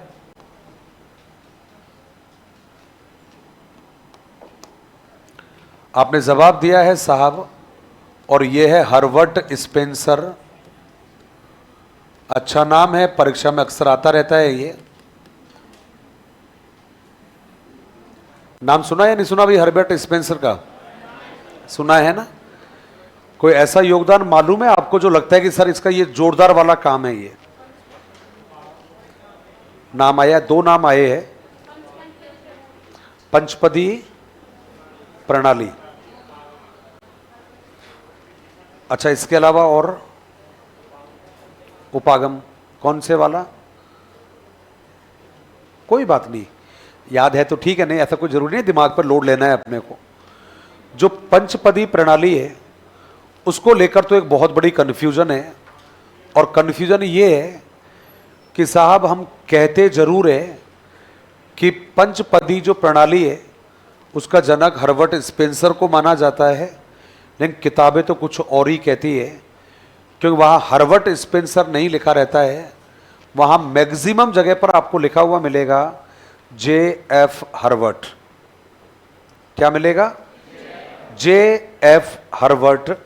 और J.F. हर्बर्ट का मतलब है जोहान फ्रेडरिक हर्बर्ट। पूरे शिक्षण में देखोगे 3 हर्बर्ट चलते हैं अपने यहाँ पर। एक का नाम है J.F. हर्बर्ट, दूसरे का नाम है हर्बर्ट स्पेंसर, और तीसरे का नाम है हर्बर्ट साइमन। कितना है? 3। J.F. हर्बर्ट, हर्बर्ट स्पेंसर, और तीसरे का नाम है हर्बर्ट साइमन।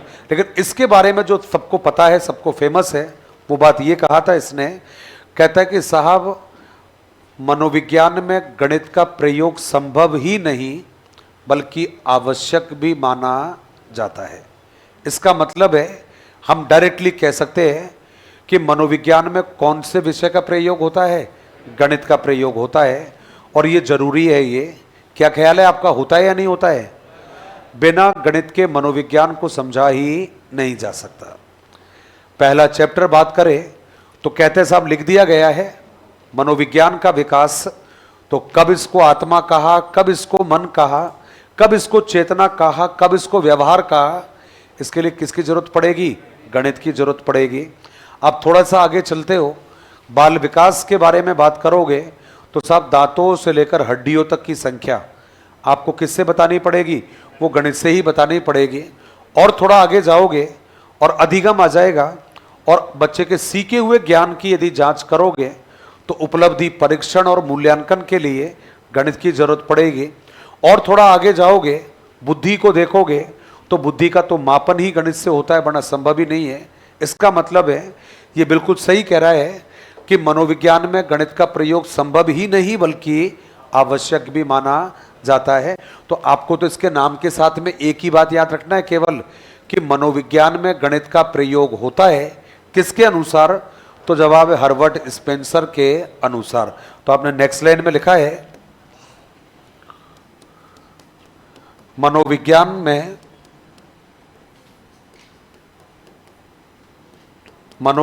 में गणित का प्रयोग, मनोविज्ञान में गणित का प्रयोग संभव ही नहीं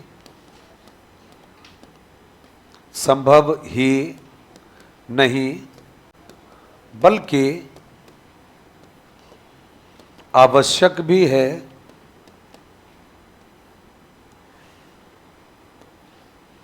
ये आपकी जवाब हो गया है। और जवाब दिया है हर्बर्ट स्पेंसर का, मनोविज्ञान में गणित का प्रयोग संभव ही नहीं बल्कि आवश्यक भी है। ये जवाब दिया है आपने हर्बर्ट स्पेंसर ने कहा है। और एक डेफिनेशन और बताऊंगा मैं आपको, लास्ट है, बाकी छोटी छोटी डेफिनेशन मैं बर्बली बोल दूंगा फिर आप लोगों के लिए। वो रहेगी प्रोफेसर यंग के अनुसार। प्रोफेसर यंग के अनुसार। तो आप कहोगे सर प्रोफेसर यंग ने क्या कहा था? बड़ी कमाल की डेफिनेशन है वो, और उसने केवल इतना सा कहा है, कहता है कि साहब यदि विज्ञानों का आधार गणित को हटा दिया जाए तो सारी भौतिक सभ्यताएं स्वतः ही समाप्त हो जाएगी। इसका मतलब हुआ कि आज जितना भी विज्ञान है आज किसके ऊपर टिका हुआ है? गणित के ऊपर टिका हुआ है। यदि आज विज्ञानों का आधार गणित को हटा दिया जाए तो ये सारी जो भौतिक सभ्यताएं हैं ये 2 मिनट में गिर जाएगी। किसके अनुसार? प्रोफेसर यंग के अनुसार। हमने केवल ये कहा है कि विज्ञानों का आधार कौन होता है? गणित। किसने कहा है? ये प्रोफेसर यंग ने कहा है। तो हमने एक छोटा सा डेफिनेशन यहां पर लिखी है, कहते हैं साहब विज्ञानों का आधार, विज्ञानों का आधार,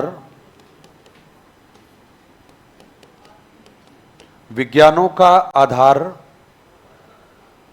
गणित को हटा दिया जाए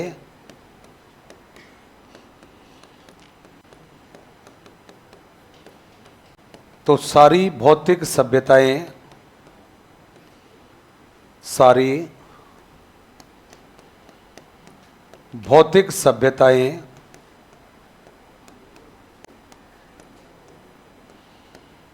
स्वतः ही नष्ट हो जाएगी।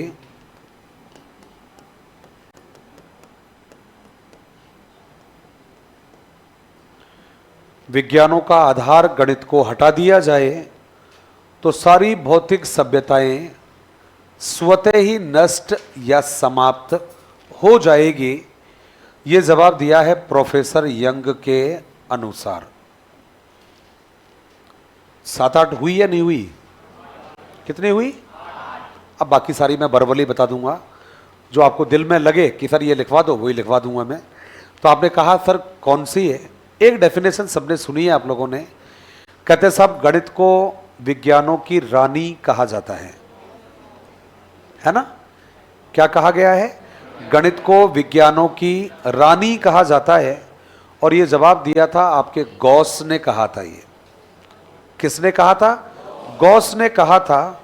ऐसा ही एक डेफिनेशन है जो एक व्यक्ति ने दी थी, और वो कहता है कि गणित जो है वो विज्ञानों की नौकर मानी जाती है, और ये डेफिनेशन दी थी बेल ने दी थी ये। तो गॉस तो कह रहा है कि जो गणित है वो रानी है, और जो बैल है वो कह रहा है कि जो गणित है वो नौकर है। तो नौकर कह रहा है बैल और रानी कह रहा है गॉस। एक तो ये हुई है। दूसरा जवाब है, एक व्यक्ति है जिसका नाम है डटन, और डटन नामक विद्वान ने क्या कहा कि गणित तर्क सम्मत विचार, यथार्थ कथन एवं सत्य बोलने का प्रशिक्षण प्रदान करता है। अब ये वाली जो डेफिनेशन है थोड़ी इंपॉर्टेंट है ये, तो ये तो लिखवानी पड़ेगी क्योंकि परीक्षा में भी आ रखी है ये। क्या है ये, पहले दोबारा सुन लेते हैं। हमें तो याद केवल इतना सा रखना है कि गणित का मतलब होता है सत्य बोलने का प्रशिक्षण देना। किसने कहा था ये? डटन ने कहा था ये। गणित क्या करती है? गणित सत्य बोलने की ट्रेनिंग देती है डटन के अनुसार। तो ये नेक्स्ट जरूर लिखिएगा। राजा रानी कोई जरूरी नहीं है, नौकर चाकर जरूरी नहीं है, डटन की डेफिनेशन लिखना जरूरी है। डटन के अनुसार, हाँ जी डटन है भाई ये, डटन है भाई ये। अब डटन में क्या लिखा है? तो उसने लिखा है गणित तर्क सम्मत विचार, गणित तर्क सम्मत विचार, यथार्थ कथन, यथार्थ कथन एवं सत्य बोलने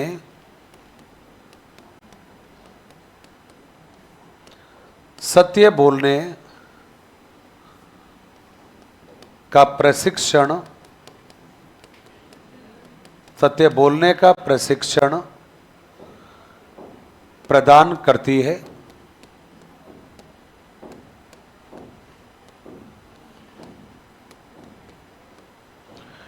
गणित तर्क सम्मत विचार, यथार्थ कथन एवं सत्य बोलने का प्रशिक्षण प्रदान करती है।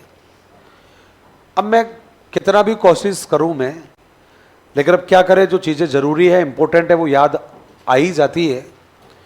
एक व्यक्ति बहुत एरोगेंट था। एरोगेंट का मतलब होता है बहुत ज्यादा घमंडी था, प्राउडी व्यक्ति था।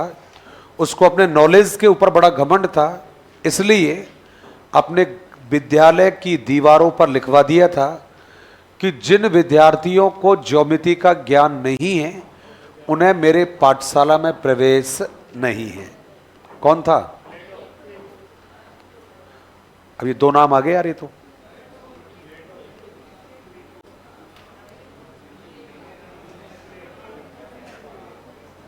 मामला गड़बड़ हो गया। तो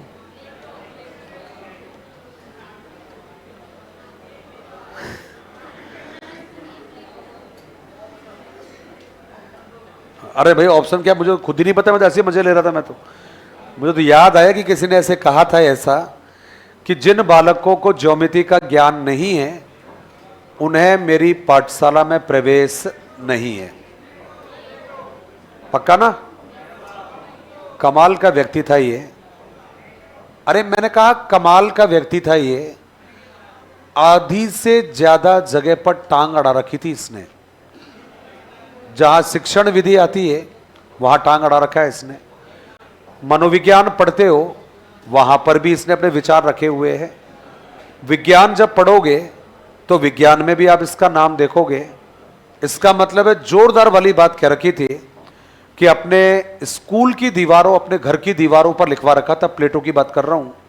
और क्या कहा था कि जिन बच्चों को ज्योमेट्री का ज्ञान नहीं है, ज्योमेट्री नहीं जानते, ज्योमेट्री नहीं सीख सकते, उनको मेरे विद्यालय में भी प्रवेश नहीं है।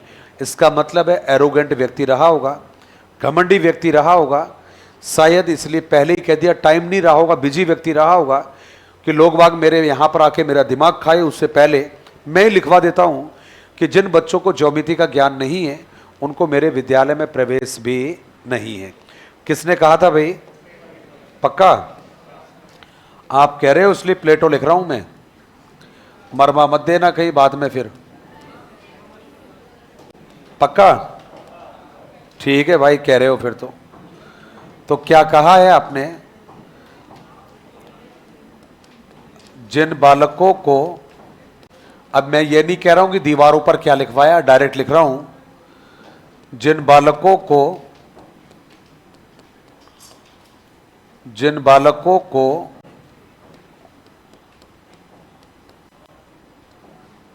ज्योमेट्री का ज्ञान नहीं है,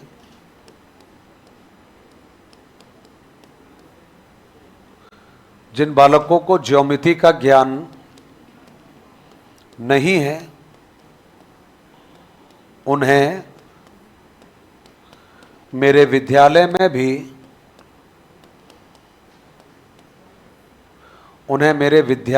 भी प्रवेश नहीं है।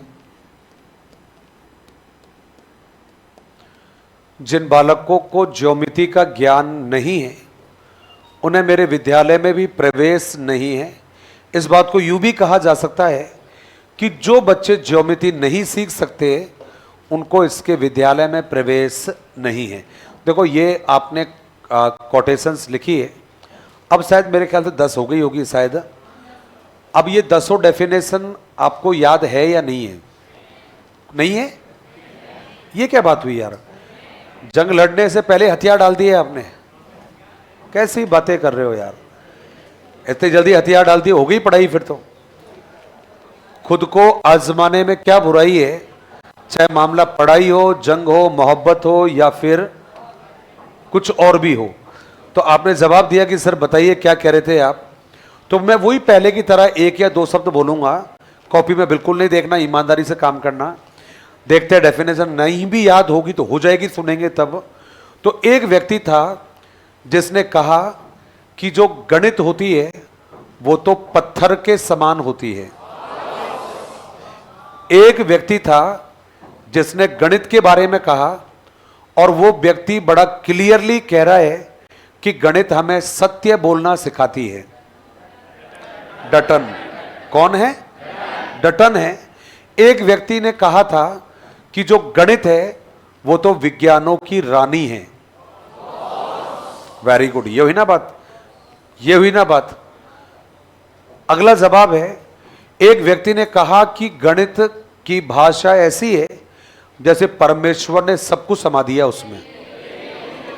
किसने कहा? गैलीलियो ने कहा था। एक बंदा था जिसने कहा था कि गणित की उन्नति में देश की उन्नति है। एक बंदा था जिसने कहा था कि गणित का मतलब होता है दर्पण। क्या कहा था? एक बंदा था जिसने कहा कि गणित का मतलब होता है कुंजी। क्या नाम था? एक बंदा था जिसने कहा गणित के बारे में, और वो बड़ा क्लियरली बोलकर गया कि साहब जो गणित जो विषय है वो ऐसा विषय है जिसके आधार पर कुछ नहीं। क्या है? गणित बोला है जी ऐसा विषय है जिसको विज्ञानों की नौकर माना जाता है। कहता है कि साहब एक ऐसा विद्वान था जिसने कहा कि गणित जो है उसी पर विज्ञान टिकी हुई है। प्रोफेसर। प्रोफेसर। Very good. याद हो सकता है? नहीं हो सकता? हो सकता है। बाकी जो कुछ डेफिनेशन मैंने जानबूझ के नहीं बोली, मुझे पता है वो आपको याद थी, क्योंकि मैंने नहीं पूछा था आप लोगों से कि भाई मोर और मुकुट क्या है, क्योंकि पहली डेफिनेशन थी, सबको याद थी, तो मैं नाम ही नहीं लिया उसका। मैंने केवल वो डेफिनेशन यूज किया है जो या तो बाद में बताई है या थोड़ी सी मिलती जुलती थी। अब हमें मालूम, 2 शब्द मालूम चले अभी तक क्लास में। पहला गणित किसे कहते हैं, और दूसरा गणित के बारे में लोगों ने क्या क्या कहा है। अब आपको करना क्या है, केवल एक प्रश्न बनता है गणित के बारे में, और वो बड़ा ही मजेदार प्रश्न है। तो अब हमें केवल क्या करना है, अपनी कॉपी में केवल हेडिंग बनाना है, और वो हेडिंग रहेगा गणित की प्रकृति।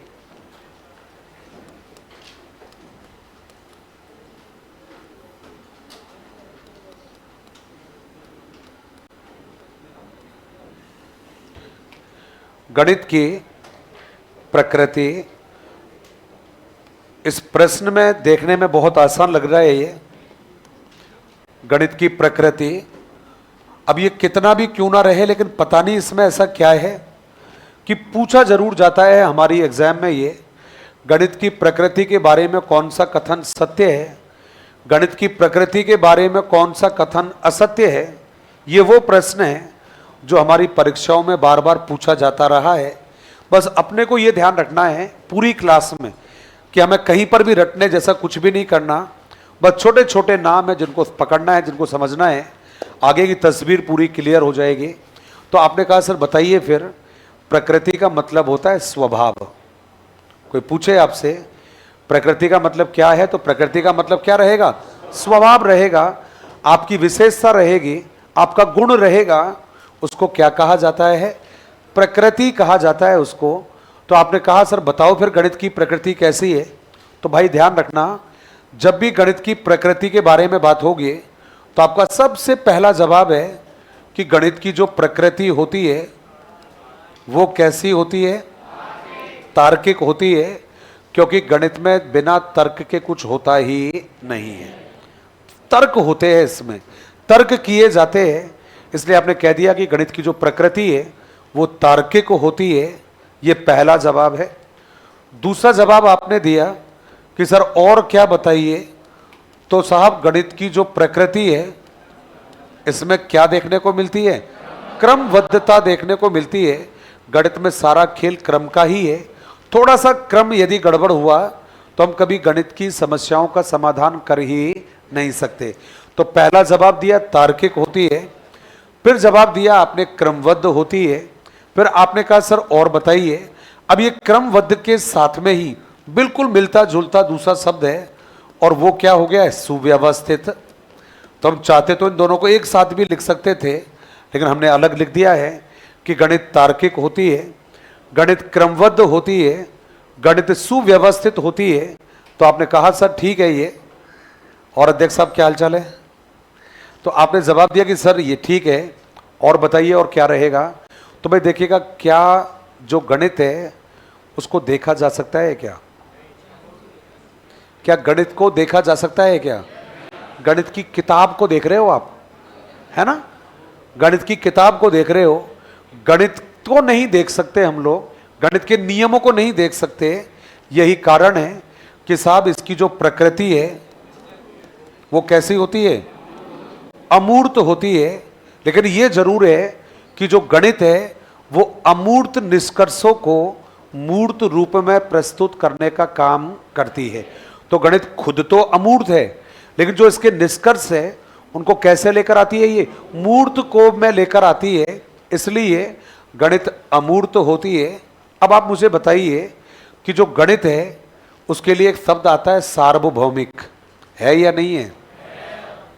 दोबारा इस शब्द को बोल दूं मैं, इस पर आपको यस नो कहना है। गणित के नियम सार्वभौमिक होते हैं, सही है या गलत है ये, कैसे पता चला आपको। कितने चालाक हो ना, सबने जवाब दिए लेकिन सबने एक ही वॉल्यूम में आवाज दिए है। तो बेटा टीचर को ये तो मालूम चले कि हमने जवाब दिया है, लेकिन उसको हरगिज समझ में नहीं आया कि हमने जवाब क्या दिया है। बैच को चलते हुए कितना टाइम हो गया है, कितना 7 महीने। ओ तेरी, तो बात तो खुद ही मेरे बराबर हो भैया। फिर जितना मुझे होशियारी आती होगी तो आप सीख कर बैठे हो। फिर तो गलत, मैंने सही समझा मतलब आप लोगों को कि भाई कि अच्छा 9 महीने हो गए तेरे को, तो इसको कहीं जगह पर भेज के आओ इसको, फिर ये बीच में परेशान करेगा वरना फिर ये। चलिए, लेकिन एक बात तो है, सारी पढ़ाई के बीच में जो ज़रूरी है वो सबसे ज़्यादा ज़रूरी ये है कि आप जब चेहरे पर आपकी हंसी रहती है तो अच्छा लगता है ये। और इस पढ़ाई के चक्कर में हंसी गायब हो गई है, ये सही है बात ये। और सबसे बड़ी बात जो थी मेरे को, आपने सुनी होगी तो आपको पता लगा होगा, उस दिन से मेरी सोच काफ़ी बदल गई थी मेरी। अभी कुछ टाइम पहले पीएमटी की एग्ज़ाम हुई थी, तो उसका जब रिज़ल्ट आया तो एक लड़की अपने क्वेश्चन पेपर को लेकर अपनी कोचिंग जाती है। अब चूँकि मैं कई सब्जेक्ट पढ़ाता हूँ तो मेरी सोच भी कुछ कुछ वैसी हो गई है। तो जब लड़की रिजल्ट आने के बाद में आंसर की आने के पहले, सॉरी रिजल्ट नहीं आया था, रिजल्ट आने वाला था, पेपर हुआ था, तो वो अपने पेपर को लेकर अपनी कोचिंग जाती है। तो क्या मानसिकता रही होगी उसकी, शायद उसको ये लग रहा होगा कि शायद मेरे 2-4 प्रश्न जो डाउट वाले हैं, शायद ये ठीक हो जाए तो मेरा सिलेक्शन हो जाएगा। शायद मेरे ख्याल से इसी बात को लेकर वो गई होगी वो।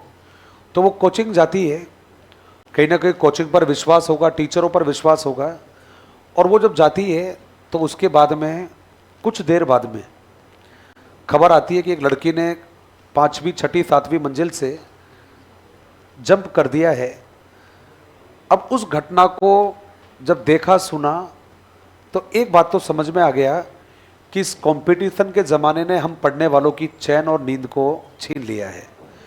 तो इस पूरी क्लास के टीचर होने के नाते मेरा एक ही निवेदन है आप सबसे, नौकरी पर आपका हक होगा, आपको नौकरी से कोई अलग नहीं कर सकता, बस थोड़ा सा आप अपना ध्यान रख लेना, क्योंकि इस संसार में आप सबके लिए जीते हो, लेकिन ज़िंदगी का कड़वा सच है ये कि ज़िंदगी की कुछ रौनकें केवल आपसे है।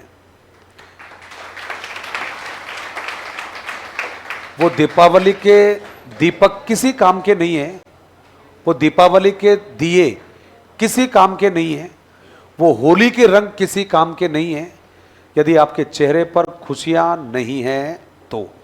इसलिए बिना तनाव के साथ में मस्त तरीके से पढ़ना है। और हमेशा एक बात ध्यान रखिएगा कि मेन काम अपना पढ़ाई है, वो पढ़ाई का काम कभी पीछे छूटना नहीं चाहिए। तो अभी पैकिंग क्यों कर रहे हो, ये नाम तो रह गए ना, ये अभी पैकिंग कर लोगे तो इनको कब लिखेंगे फिर इनको, हाँ तो अब बस आज ही लिख लो फिर। और आपने लिखा है लास्ट वाला, और उसमें लिखा है गणित के नियम।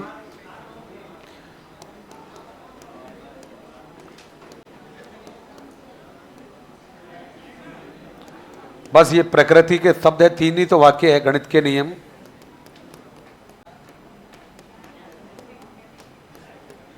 सार्वभौमिक होते हैं, हाँ ऐसे ही बिल्कुल टाइट, आपने डायरेक्टली पॉइंट लिखना है अपने को। तो गणित की प्रकृति में क्या लिखना है, तार्किकता, केवल तार्किकता लिख दो, या तार्किक होती है ऐसा लिख दो, बाकी मेरे हिसाब से तो काफी है। तार्किक होती है, क्रमबद्ध होती है, सुव्यवस्थित होती है, अमूर्त होती है, और गणित के नियम सार्वभौमिक होते हैं। आपका ज्यादा मन करे तो होती है लगा देना इनके आगे।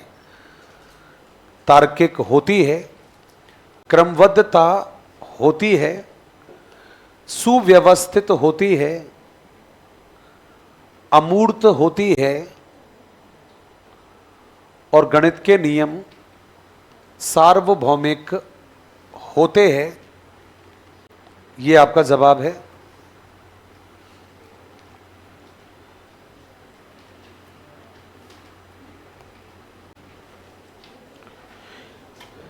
बस इसमें 2 नाम मिसिंग है, 2 नाम और लिख दीजिए, फिर आप फ्री हो।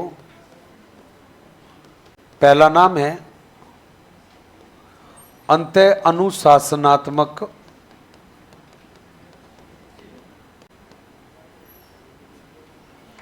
गणित अंत्य अनुशासनात्मक होती है।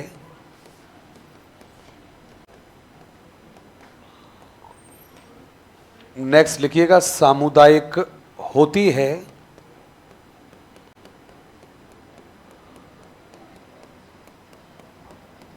जीवनोपयोगी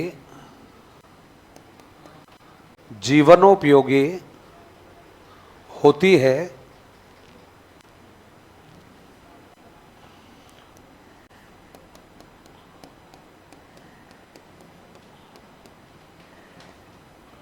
नेक्स्ट लिखा है आगमनात्मक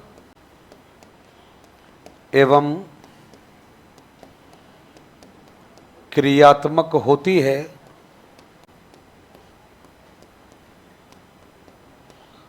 आगमनात्मक एवं क्रियात्मक होती है,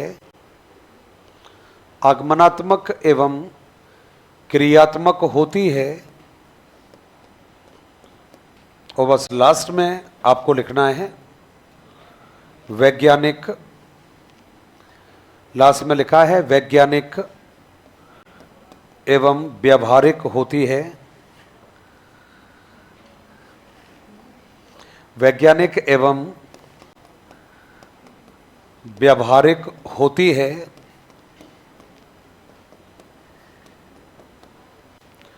वैज्ञानिक एवं व्यावहारिक होती है। आज के लिए इतना ही काफ़ी है। धन्यवाद। जय हिंद, जय भारत।